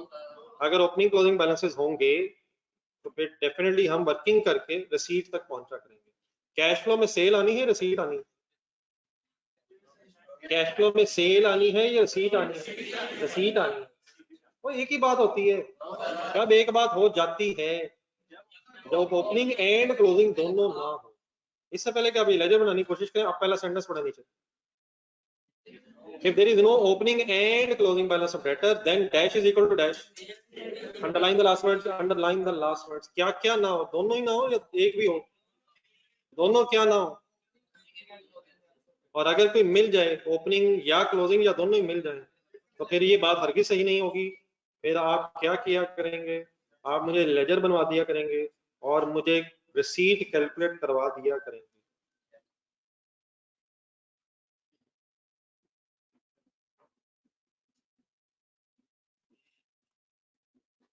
बात किसी को मेरी समझ आई? जरा मेरी तरफ देखें, डेटर अकाउंट देना बना जरा। ना ओपनिंग है ना क्लोजिंग है, सिर्फ सेल मिली है, तो क्या वो सेल रिसीट है?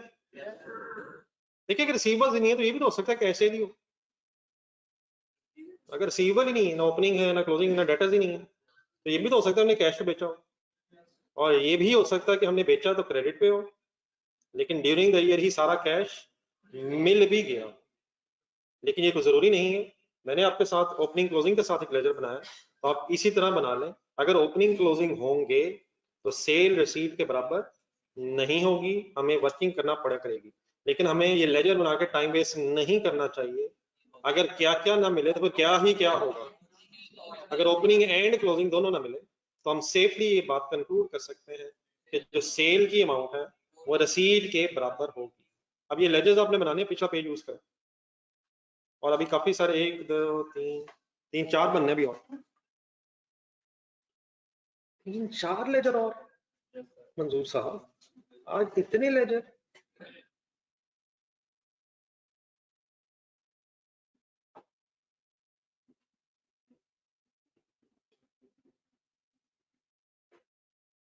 ये ऑनलाइन स्टूडेंट्स कुछ आपने मेरी हेल्प की?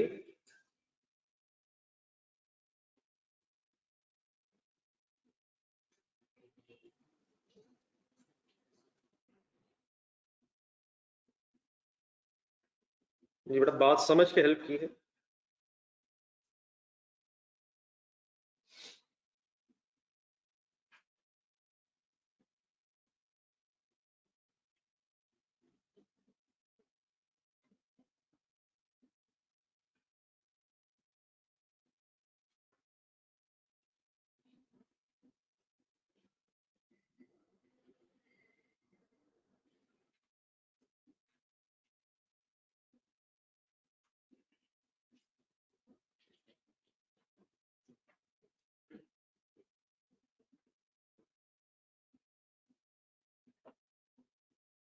जी नोट कर ले तो बता दो। एक और लेजर खोलें।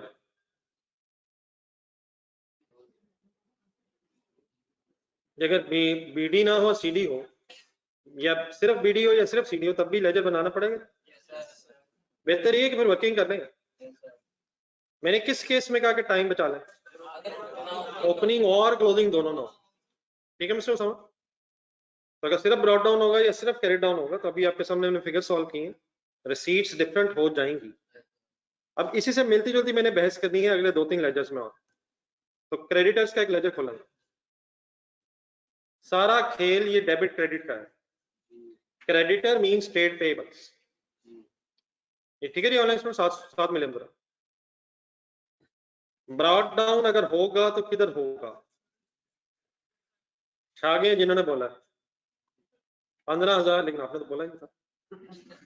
15,000 ब्रॉड डाउन लाइबिलिटी को नहीं, उससे अभी भाई ने आगे बोलना था तो मैं पहले थैंक यू। परचेजेस की एंट्री बताएं अगर क्रेडिट परचेज हो। पोस्टिंग करें purchases debit, creditor credit. Figures में अज्यूम कर रहा हूं, लेट्स अज्यूम कि 1.5 लाख रुपए की परचेज। परचेज और डेबिट हुई, मैंने क्रेडिट साइड पे लिखी। परचेज का लेजर है ही नहीं है, ये तो क्रेडिटर का लेजर है, तो इसमें तो कोई टेंशन वाली बात नहीं है। परचेज रिटर्न्स की एंट्री बोलने की कोशिश करें। नहीं, इस तरह बेटा कभी नहीं होता, इस तरह कभी भी नहीं होता। ये आपने बचपन में भी जब याद की होंगी एंट्रीज, तो जो सेल वाली अगर एंट्री है तो उसको उलट करके सेल वाली एंट्री को जहन में लाके उलट करके सेल रिटर्न बन जाएगी, और परचेज वाली एंट्री जहन में लाके रिवर्स करके परचेज रिटर्न बन जाएगी। ये रट्टा ना पहले लगा कभी ना अब लग सकता है। परचेज की एंट्री बोले दोबारा, purchases debit, creditors credit, by default credit purchase. अब इसको करें उलट, और परचेज के साथ वर्ड लगा दे return, creditor debit purchase return. Sale की एंट्री बताएं। डेटर क्रेडिट, सेल की entry debtor debit, sale credit उलट करें, सेल डेबिट डेटर क्रेडिट, सात वर्ड रिटर्न लगा दो। तो इस तरह तो डाटा कभी नहीं लगना इसका। अब परचेज रिटर्न्स क्रेडिट होंगे और क्रेडिटर डेबिट होंगे, किस तरफ फिगर आएगी करानी है? क्रेडिटर के लेजर में डेबिट साइड पे फिगर आएगी, लायबिलिटी कम होगी चीजें वापस कर देने से। रहने तो वो ना लिखें, बस उनको 4 मेन चीजें हर समय हर लेजर की याद करवानी है आपको। इसी तरह अगर कोई डिस्काउंट रिसीव्ड हो जाए तो इसका नहीं, इसकी भी एक तरीका आराम से रिलैक्स होकर एंट्री बनानी है पहले। डिस्काउंट रिसीव्ड अब क्रेडिट होनी है या डेबिट होनी है? डिस्काउंट रिसीव क्या चीज है? अल्टीमेटली ठीक है, इससे परचेज से लेस होना है, लेकिन डिस्काउंट रिसीव डेबिट होनी है क्रेडिट होनी है? डिस्काउंट अलाउड की एंट्री बताएं। एक एक्सपेंस के तौर पे discount allowed, discount receive income के तौर पे क्रेडिट होनी है, क्रेडिट और डेबिट होना है। लायबिलिटी ने कम हो जाना है अगर डिस्काउंट रिसीव होगी तो।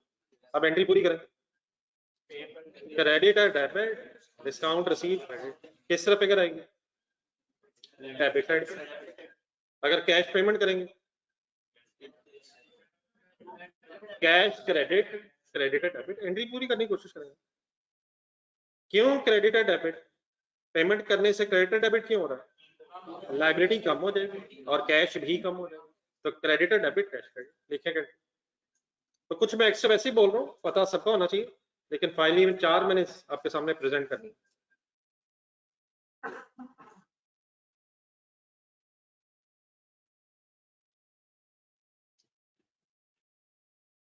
ये समझ सकते हैं? ये क्या एंट्री पोस्ट की हुई है? कैश तो क्रेडिट हो रहा है, मैंने डेबिट साइड पे लिख दिया। आई होप ये जुल्म इस लम्हे कम से कम नहीं हो रहा। ये किसका लेजर नहीं है, ये किसका है? क्या देने से क्या कम हो रहा है? लाइबिलिटी कम हो रही है। बैंक से अगर पेमेंट करें क्रेडिटर को तो एंट्री बन जाएगी creditor debit bank credit and so on. लेकिन आप सीडी निकालो 75।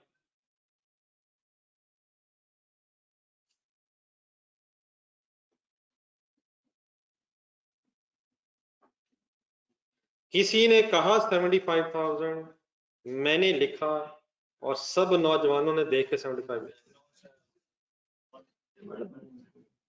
ऐसे ही होना चाहिए, जिसने बोला सही बोलना चाहिए, तो क्यों हम डबल वर्किंग करें? 1,50,000 की परचेजेस, अभी इफेक्ट्स ढूंढने नहीं, कहाँ कहाँ जाना है? स्टेटमेंट, फाइनेंशियल स्टेटमेंट जहन में लाना। 150,000 की परचेज कहाँ जाएगी? Statement of profit and loss में कॉस्ट ऑफ सेल्स जहन में लाएं सर। ओपनिंग स्टॉक जमा परचेज 1.5 लाख की परचेज प्रॉफिट लॉस में जाएगी कॉस्ट ऑफ सेल्स के अंदर। जो क्लोजिंग बैलेंस रहेगा 75,000, ये आपकी लाइबिलिटी है, करंट लाइबिलिटीज में नॉर्मली जाएगी, नेक्स्ट 12 मंथ्स में पेएबल होता है। लेकिन अगर आप कैश फ्लो स्टेटमेंट बना रहे हो तो ना परचेज कैश फ्लो में जानी है, ना पेएबल कैश फ्लो में जाना है। कैश फ्लो में पेमेंट जानी है 90,000 आउटफ्लो के तौर पे या इनफ्लो के तौर पे? आउटफ्लो के तौर पे 90,000 नेगेटिव फिगर नजर आएगी। क्या परचेजेस की अमाउंट और पेमेंट की अमाउंट में फर्क हो सकता है, लेकिन अगर ना ओपनिंग क्रेडिटर हो और ना ही क्लोजिंग क्रेडिटर हो और 1.5 लाख की अगर परचेज हुई है, तो ना तो कोई पिछला देना था, ना ही इस साल का अगले सालों में देना है।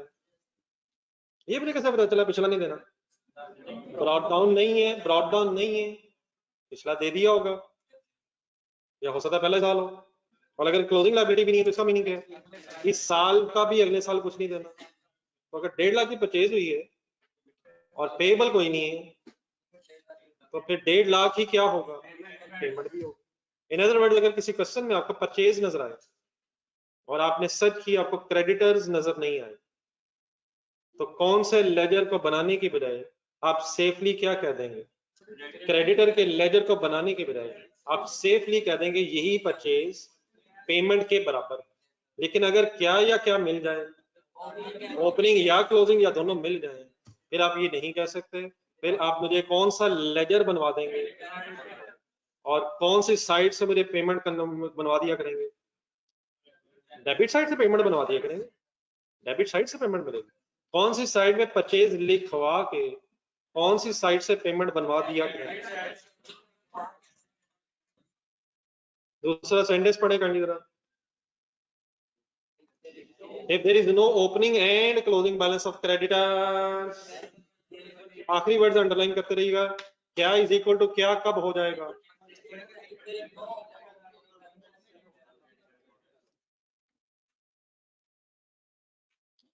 वो कौन सा लेजर है जहां से कस्टमर्स की रिसीट मिलती है? डेटर। डरने की क्या जरूरत है, देखना चेक करें। क्या डेटर का लेजर बना के कस्टमर से रिसीट मिल जाती है? वो कौन सा लेजर है जहां से सप्लायर की पेमेंट मिल जाती है? क्रेडिटर। सिंपल सी बात है। मैं इधर देखे क्रेडिटर के लेजर में 4 चीजें मेन बोला था, opening, purchases, payment, CD, closing. Debtors की 4 चीजें बोल दें।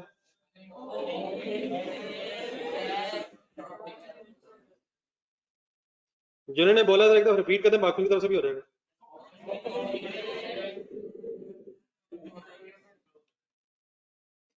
देन उसके बाद एक इन्वेंट्री मेन स्टॉक का लेजर बनाया।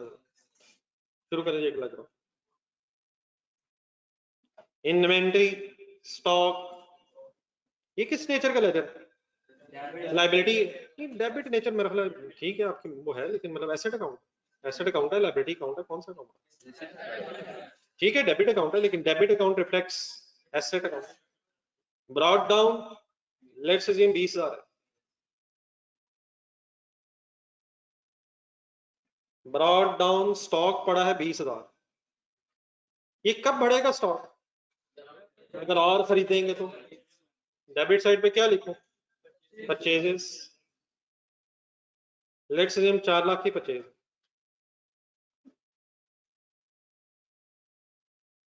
Any confusion? अभी एक ट्रांसफर एंट्री हुई भी, वो परेशान होगा, परचेजेस की एंट्री बताना। अगर मैं ना बताऊं तो प्लीज, परचेज हमेशा क्रेडिट पे और सेल भी हमेशा क्रेडिट पे। हाँ यकीनन cash purchase, credit purchase, cash cell होती है बाय डिफॉल्ट। अब ये रेशोस के जमाने से गेम चल रही है। बाय डिफॉल्ट सेल्स की double entry, debit debit sale credit, purchase की डबल एंट्री। तो परचेज डेबिट क्रेडिटर्स क्रेडिट को मैंने कैसे लिख दी है? परचेज तो परचेज के लेजर में आनी चाहिए थी, क्रेडिटर लेजर में आनी चाहिए थी, इन्वेंट्री के लेजर में कैसे ले आया मैं से? वही बचपन जहन में, वही बचपन, परचेजेस क्रेडिट हुई और इन्वेंट्री में प्लस हो गई। ये एंट्री बनाई जरा, 2-4 लाख की मैंने एंट्री बनाई हुई, इन्वेंट्री डेबिट परचेजेस क्रेडिट, ये ट्रांसफर एंट्री हुई है बाद में परचेज के लेजर से यहाँ पे, ताकि इन्वेंट्री में फिगर प्लस हो जाए। जिस तरह हमने एक जमाने में कहाँ से गेम ये शुरू की थी, लेकिन छोड़े वो बातें पुरानी हो गई। ऐसे मैं कहूँगा बचपन अपने, कौन सा बचपन, कैसी बातें कर रहा हूँ। लेकिन हमारा परचेज की एंट्री कहीं खराब ना कर लीजिएगा, परचेज की एंट्री क्या होती है? लेकिन परचेज यहाँ तक कैसे पहुंची? इन्वेंट्री डेबिट हुई, परचेज के लेजर से उठा के इन्वेंट्री में प्लस कर दिया, क्योंकि ओपनिंग स्टॉक में परचेज ने ऐड होकर स्टॉक बढ़ जाना है। कितना टोटल स्टॉक हो गया? अब अपने जिम्मे कॉस्ट ऑफ सेल्स की वर्किंग जरा शुरू करो। कॉस्ट ऑफ सेल की वर्किंग कैसे होती है? ओपनिंग प्लस परचेजेस, आगे एक मिनट प्लस परचेजेस तक में आ गया। क्या हो सकता है साल के एंड में तो स्टॉक बच जाए? सपोज 25,000 बच गए, सही जगह लिखा मैंने। एसेट है, क्लोजिंग एसेट है, डेबिट बैलेंस है, तो 4,20,000 टोटल हो गया था। प्लस या माइनस? माइनस 25,000, क्या minus? Opening stock plus purchases minus closing stock. एक मिनट कैलकुलेट करें फिर क्या आंसर आता है। कैलकुलेटर अलाउड है, सही हो नहीं रहा, गलत करी जा रहे हैं। 3,95,000 सॉल्व क्या हुआ है? कॉस्ट ऑफ सेल इस लेजर में किधर आएगी फिगर? क्या डबल एंट्री बन रही है? ये भी पता है आपको, बचपन से में लाना जरा सही। Cost of sale debit stock credit entry होती है जब परपेचुअल वगैरह की बहस हो जाए, लेकिन फिर एग्जाम का लेजर बना।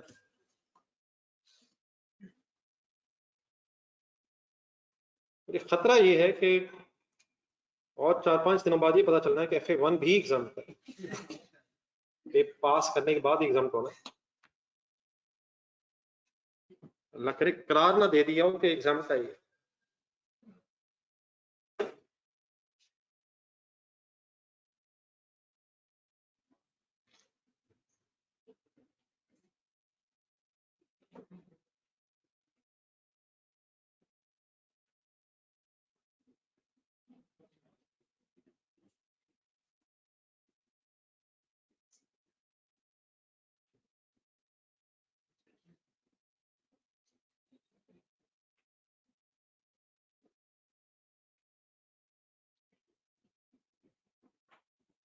ये बना ली लेजर, जिन लोगों ने बना लिया बताएं इस लेजर में से कौन सी फिगर कैश फ्लो में है?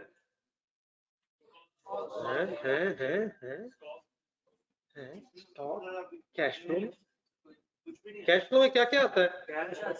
रसीद आती हैं, पेमेंट्स आती हैं। रसीद का मतलब कैश डेबिट आता है, पेमेंट्स का मतलब कैश क्रेडिट आता है, ओपनिंग आता है, क्लोजिंग। कौन सी फिगर कैश फ्लो में आएगी? कोई भी नहीं आएगी। Purchases, cost of sale, profit loss में आती है, क्लोजिंग स्टॉक करंट एसेट्स में आता है। कहाँ कैश आया, कहाँ गया? ना कैश डेबिट नजर आ रहा है, ना क्रेडिट नजर आ रहा है। तो ठीक है सब कुछ फिगर जाएंगी, लेकिन कहाँ कोई फिगर नहीं जाएगी।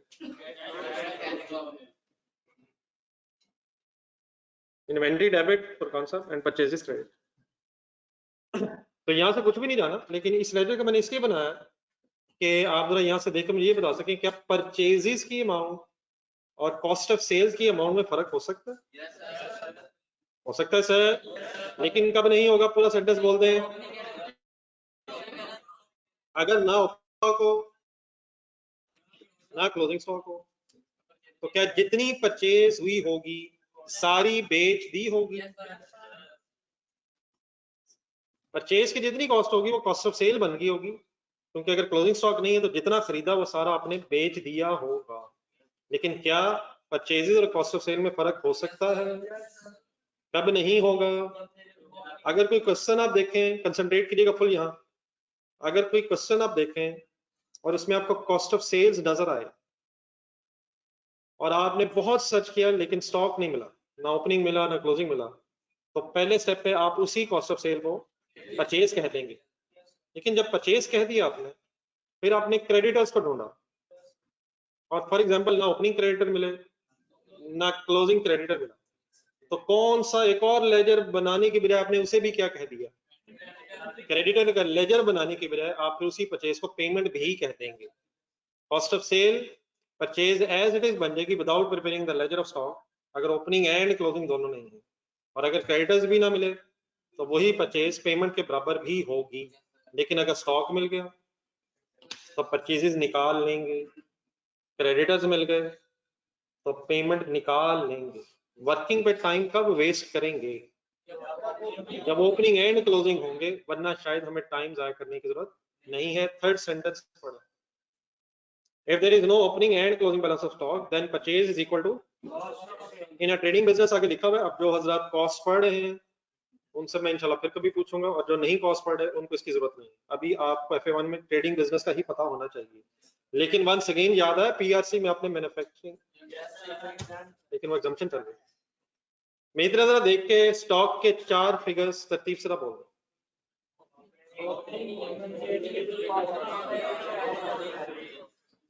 और बेटा हमजा इस तरह ना करें, खुदा के लिए ऐसे ना करें। कॉस्ट ऑफ सेल की अमाउंट 25 से ज्यादा नहीं हो सकती। पिछला भी तो पड़ा हो सकता है। ये रह बैलेंस करवाएंगे एक मिनट। ओपनिंग स्टॉक कितना लिया मैंने? 20,000। परचेज कितनी हुई है? स्टॉक नहीं बचा। कॉस्ट ऑफ सेल कितनी है? 4,20,000। ये कैसे हो सकता है 4 लाख का खरीदा और कॉस्ट ऑफ सेल 4,20,000 हो? पिछला भी तो बेचा हो सकता है। तो इसको छोड़ें, सब कुछ हो सकता है। क्यों हो सकता है? इंशाल्लाह सोचते रहेंगे जहां जहां जरूरत पड़े। कुछ भी हो सकता है, लेकिन अगर एग्जाम्पशन ना हो। जी सर जी, कौन से 3 लेजर हमने बना लिए अभी? Debtor, creditor and inventory. Debtor के लेजर की 4 फिगर्स बता दें।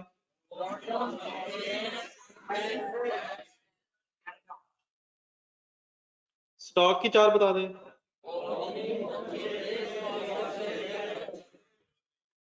और क्रेडिटर्स क्या बताना चाहते हैं वो इंशाल्लाह फिर अभी ठहर के पूछता हूँ। चल अब हमें थोड़े से गेम और आगे बढ़ाएं। एक्सपेंसेस पेबल वर्ड कभी सुना? और प्रीपेड एक्सपेंसेस। ये 2 लेजर्स मैं जरा इकट्ठे बना दूं पहले आपके सामने, और बाद में आराम से नोट कीजिएगा।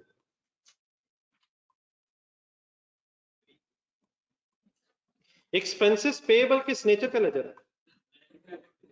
क्रेडिट नेचर चले लेकिन लायबिलिटी है। और प्रीपेड अगर है तो या चले इकट्ठे खोलने की सिर्फ एक्सपेंस पेबल देते हैं, बल्कि एक्सपेंस पेबल की भी कोई एग्जांपल है। Salary expense payable,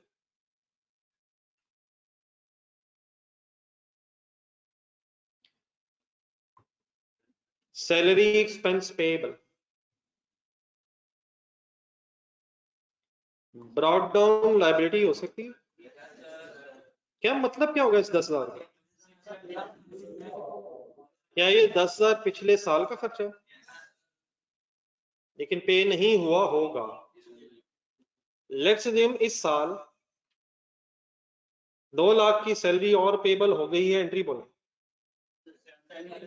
salary expense debit, payable credit 2 lakh.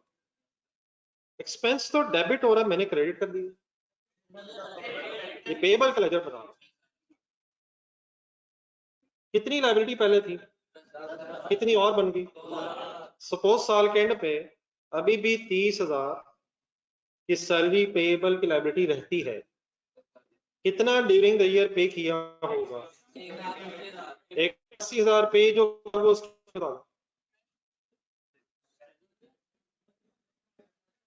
Cash credit payable debit, ऐसी होगा ना यार। कितनी टोटल लायबिलिटी हो गई थी, 2,10,000, कैसे 10 जमा 2 लाख, कितनी लायबिलिटी रह गई 30,000, कितने पैसे दे दिए होंगे, तो पैसे देने से लायबिलिटी कम होने से double entry salary payable debit and cash credit, ठीक है। Any confusion? क्या एक्सपेंस की अमाउंट और पेमेंट की अमाउंट में कोई डिफरेंस है? कि एक्सपेंस की अमाउंट और पेएबल की अमाउंट में, पेमेंट की अमाउंट में कोई फर्क है? 2 लाख एक्सपेंस है, 1,80,000 पेमेंट है, 2 लाख प्रॉफिट एंड लॉस में एज एन एक्सपेंस जाएगा, लेकिन कैश फ्लो बनाएंगे तो 1,80,000 पेमेंट में आएगा। क्या एक्सपेंस और पेमेंट में फर्क है? लेकिन अगर ना ओपनिंग होता ना क्लोजिंग होता तो क्या ही क्या हो जाना था, डेटर ने क्रेडिटर के बराबर हो जाना था, बराबर हो जाना था, क्या भाईजान बराबर हो जाना था, एक्सपेंस ने पेमेंट के बराबर हो जाना था। अगर हमें कहीं कोई एक्सपेंस नजर आए लेकिन पेएबल नजर ना आए, ना ओपनिंग नजर आए ना क्लोजिंग नजर आए, तो क्या हम सेफली कह देंगे कि ये एक्सपेंस पे हो गया है? लेकिन अगर क्या क्या नजर आ जाए, ओपनिंग या क्लोजिंग या दोनों नजर आ जाए, तो फिर कहने से पहले लेजर बना। तीसरा सेंटेंस पढ़े, सॉरी चौथा, बल्कि एक सेकंड, उसमें प्रीपेड की बात भी आ रही, सॉरी, तो एक प्रीपेड का लेजर भी पहले। लेट्स से इनका प्रीपेड रेंट है,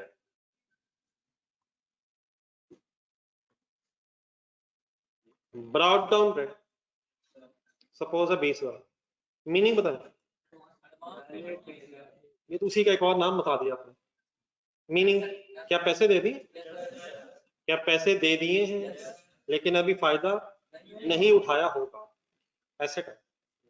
पिछले साल पैसे तो दे दिए लेकिन अभी इसका बेनिफिट ना उठाने की वजह से एसेट अमाउंट। लेट्स से हम साल के शुरू में आपने 3 लाख का रेंट और एडवांस में दिया है, बोले entry prepaid rent debit cash credit. Prepaid क्यों, एडवांस में दिया है, एसेट कितने से कितना हो गया है, 20,000 से 3,20,000 हो गया, 3,20,000 हो गया। लेट्स से हम साल के एंड में आपको बताया हुआ कि 15,000 का रेंट प्रीपेड रह गया है, तो 3,20,000 से 15,000 कैसे रह गया है? कैलकुलेटर उठाएं, कैलकुलेटर उठाएं, कितने रुपए का फायदा आपने उठा लिया होगा? 5,000, उस्मान 5,000। आपने नहीं कैलकुलेटर उठाना तो ना उठाएं यार, लेकिन 5,000 तो रहने दे यार।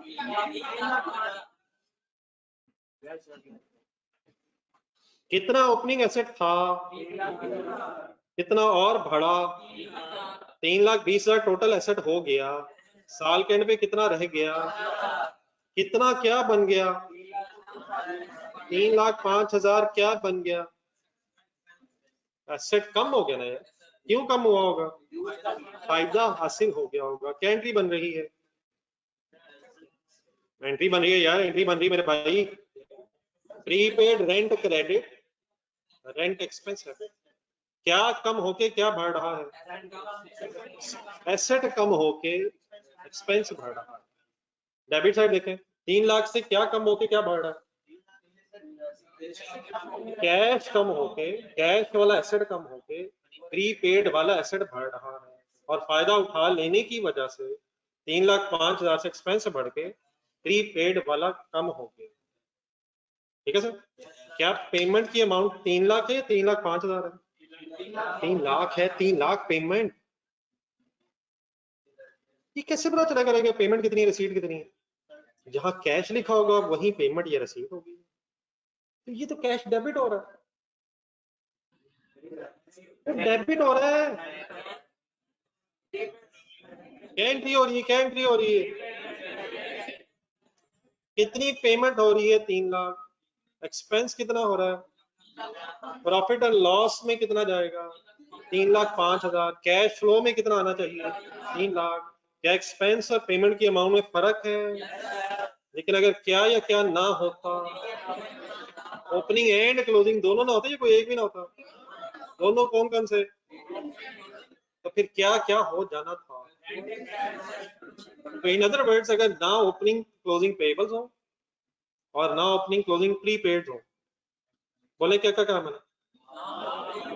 Opening closing payables, opening closing prepaid अगर ना हो तो एक्सपेंस और पेमेंट की अमाउंट सेम हो जाएगी। आपको कोई खर्चा नजर आया लेकिन ना पेबल मिला ना प्रीपेड मिला, तो विदाउट एनी वर्किंग आप क्या कह देंगे?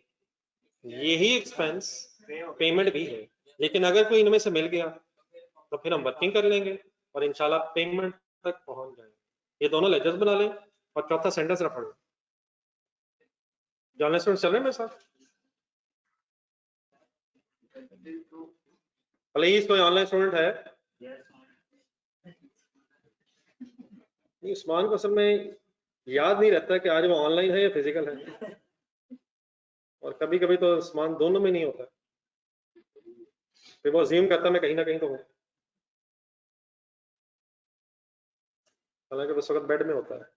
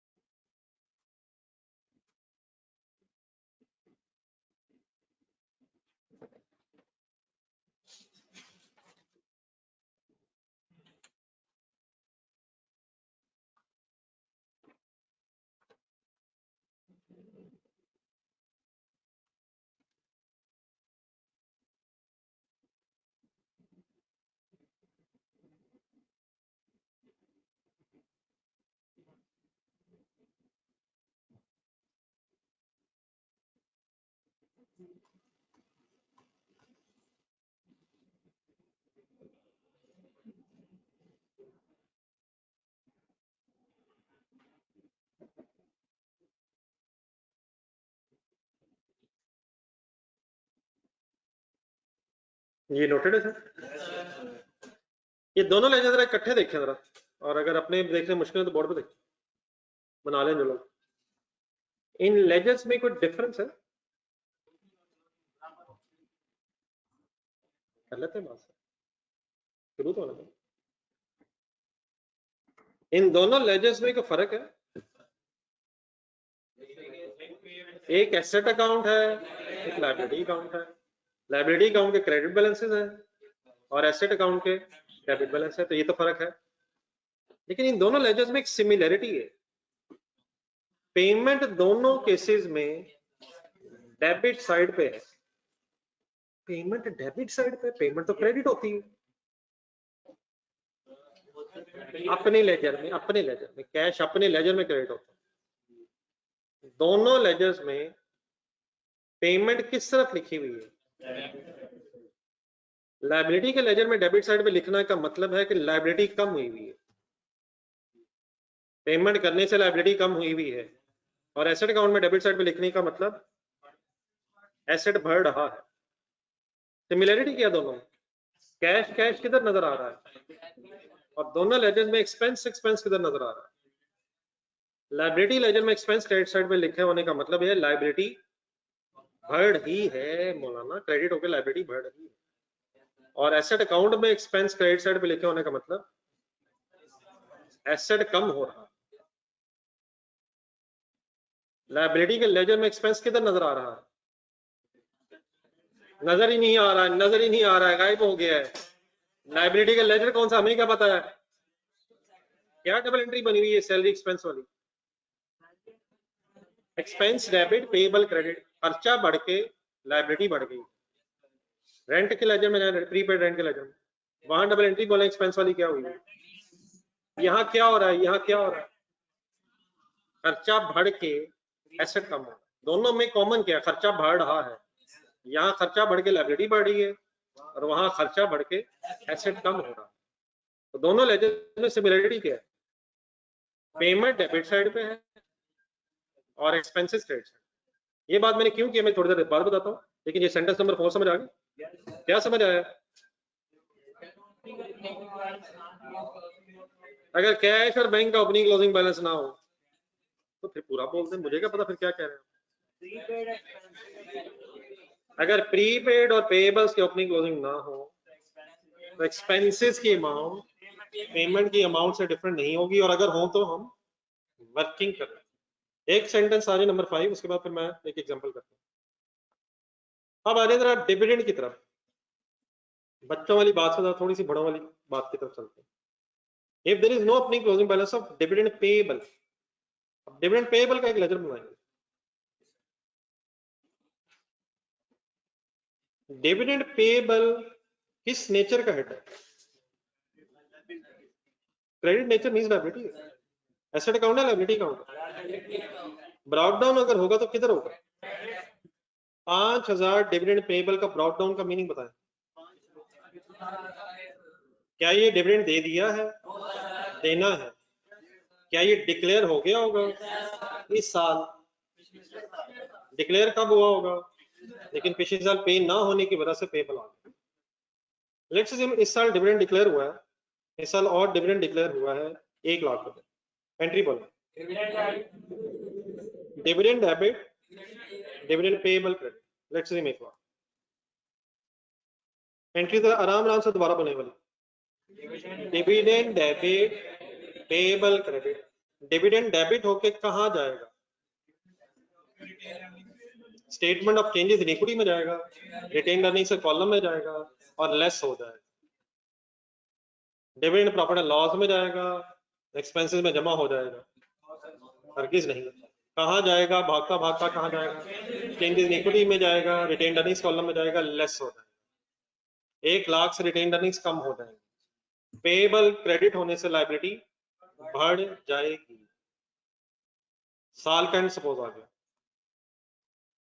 और साल के एंड पे 1000 का डिविडेंड पेएबल रह गया है। टोटल लायबिलिटी कितनी हो गई थी? 1,05,000। कैसे? 5,000 पुराना देना था, 1 लाख और देना था, 1,05,000 लायबिलिटी हो गई थी। कितनी लायबिलिटी रह गई है? कितने से कम क्यों हो गई होगी? अब डिविडेंड पेएबल की लायबिलिटी कब खत्म होती है? जब पेमेंट होगी। तो 1,04,000 सॉल्व कर लेंगे सारे, डबल एंट्री बताएं।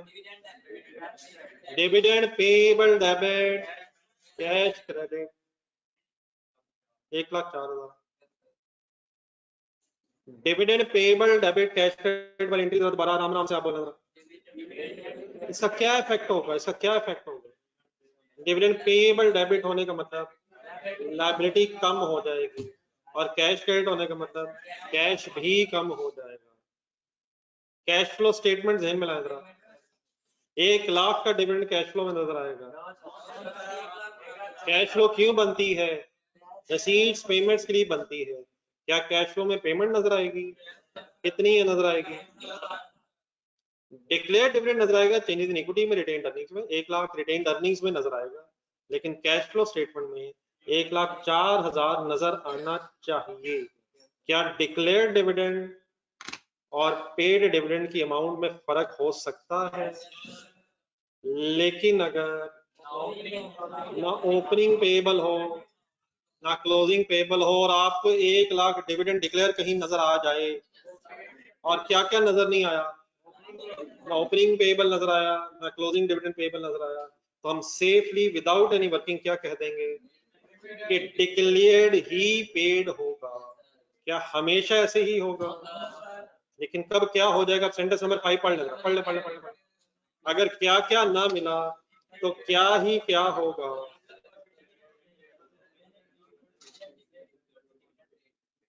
आई होप कि आप इन सेंटेंसेस को सीरियस ले रहे हैं। ये ना कह दीजिएगा ये तो एक ही बात हो रही है, यही एक ही बात होती चली जानी है और यहीं से इंशाल्लाह हमारी गेम सारी फाइनल। अपने जहन में जरा डिविडेंड पेबल का लेजर लाएं, 4 चीजें तरतीब से बोलने की कोशिश करें।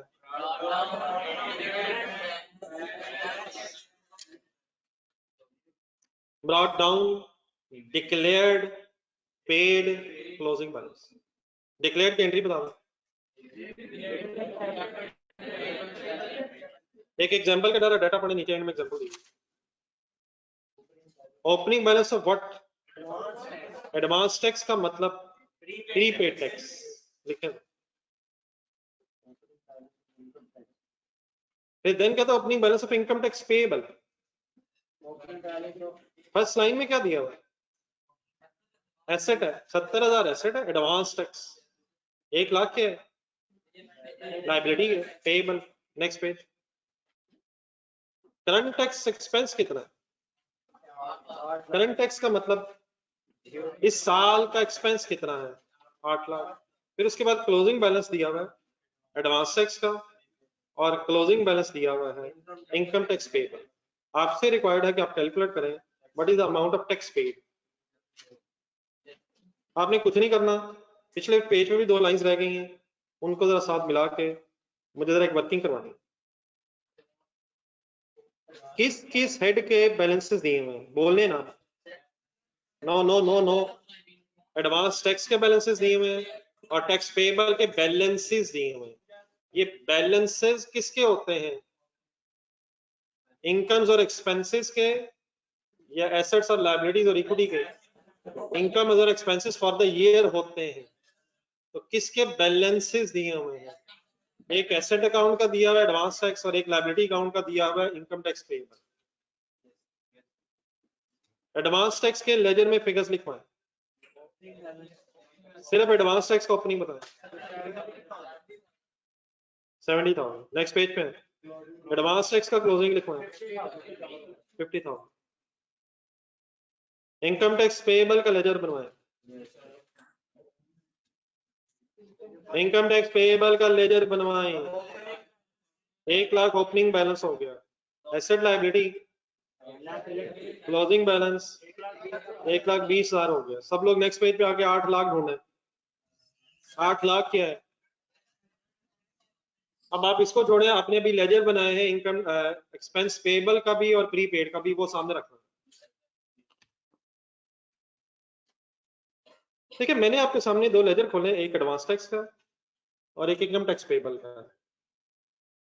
और मैंने कहा है कि आप अपने वो लेजर जो आपने बनाया है प्रीपेड टैक्स का, प्रीपेड रेंट का और सैलरी पेएबल का, लायबिलिटी अकाउंट और एसेट अकाउंट आप भी देख रहे हैं, मैं भी देख रहा हूँ, मैं बना रहा हूँ, आप देख रहे हैं।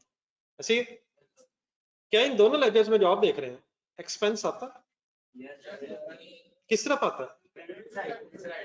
अब अपने इधर एक पेज आगे आए, 8 लाख की अमाउंट है, ऐसे ही नहीं है? तो बताएं 8 लाख मेरे लेजर्स में आएगा किधर आएगा? कितना लिखूं एडवांस टैक्स में 8 लाख और कितना लिखूं 8 लाख में से इनकम टैक्स पेएबल में? क्या दोनों लेजर्स में एक्सपेंस आता है? पहले ये फाइनल करें। आता है। किस तरफ आता है? क्रेडिट साइड पे। दोनों में क्रेडिट साइड पे आता है। देख के फाइनल करें, मुसलसल देख के फाइनल करें।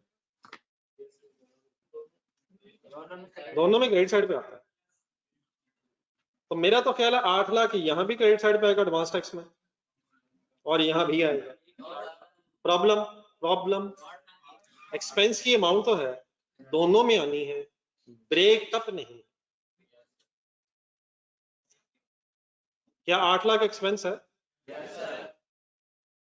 क्या asset account means advance tax account भी है और पेबल अकाउंट भी है? तो प्रॉब्लम सिर्फ क्या है? ब्रेकअप किसका नहीं है? एक्सपेंस का ब्रेकअप इनटू किसने, प्रीपेड में कितना जाना है, पेबल में कितना जाना है, ब्रेकअप नहीं। आधा आधा कर लें, 60-40 कर लें, लड़ाई हो जाएगी। नहीं मतलब मैं कहूंगा आधा आधा करने, आप कहेंगे 60-40 क्यों ना कर लें, वो क्यों ना कर लें। What is the problem? Expense तो है लेकिन ब्रेकअप इनटू एंड इनटू के बताएं क्या नहीं है, इनटू प्रीपेड एंड पेबल। तो अगर कभी इस तरह हम फंस जाएं, किस तरह हम फंस जाएं कि ब्रेकअप ना हो एक्सपेंस का, तो हर लेजर हमेशा अलग बनना है। हर लेजर हमेशा अलग बनना है, प्रीपेड अलग बनना है, पेबल अलग बनना है। लेकिन अगर कभी एक्सपेंस का ब्रेकअप ना मिले तो मजबूरन ये दोनों लेजर्स उसी तरह इकट्ठे हो सकते हैं। जिस तरह debtor control account, creditor control account बचपन में इकट्ठे होते थे, और जिस तरह आज अभी थोड़ी देर पहले receipt and payment account means, पहले लेजर देखें, पहले लेजर देखें, आज के पहले लेजर, क्या बैंक और ड्राफ्ट और बैंक इकट्ठा हो गया था? एसेट और लायबिलिटी अकाउंट कैसे इकट्ठा हो सकता है? सिमिलैरिटी थी दोनों में, रिसीट्स और पेमेंट्स एक ही साइड पे। तो मजबूरन कौन कौन से लेजर्स कब इकट्ठे किए जा सकते हैं? प्रीपेड एक्सपेंस, पेएबल एक्सपेंस, अगर एक्सपेंस का ब्रेकअप नहीं मिल रहा तो इकट्ठा किया जा सकता है। कैसे किया जा सकता है? बाजार टाइम खत्म हो गया, इंशाल्लाह मैं कल करूंगा। दोनों में सिमिलरिटीज दोबारा देख के उठती हैं, दोनों में डिफरेंस बताएं। Difference difference difference, liability account, credit balances, asset account, debit balances, dissimilarity यही, लेकिन दोनों में सिमिलरिटी पेमेंट डेबिट साइड पे है। और से देखें जरा, दोनों कैश कैश, दोनों में एक्सपेंस क्रेडिट साइड पे। तो इस सिमिलरिटी की वजह से अगर ब्रेकअप्स ना मिले तो हम कंबाइंड लेजर बना सकते हैं। आज घर में आपने क्या क्या करना है? यस सर का मतलब क्या हुआ? पूछा है आपसे क्या क्या करना है। एपीएस और आईएस 20 को रिवाइज करना है, और काइंडली कल एक क्वेश्चन फिर मैं आपको दूंगा दो, वो आपने अटेम्प्ट करना है। ठीक है सर, साथ साथ रहेगा अगले 2-3 दिन में, मैंने आपसे कहा था साथ पिछले टॉपिक से मिला के कुछ 2-3 टेस्ट देने। अल्लाह हाफिज।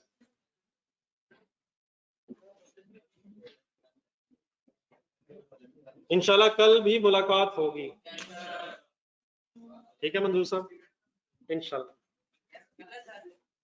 खाली कर लो, और कदों करना है यार।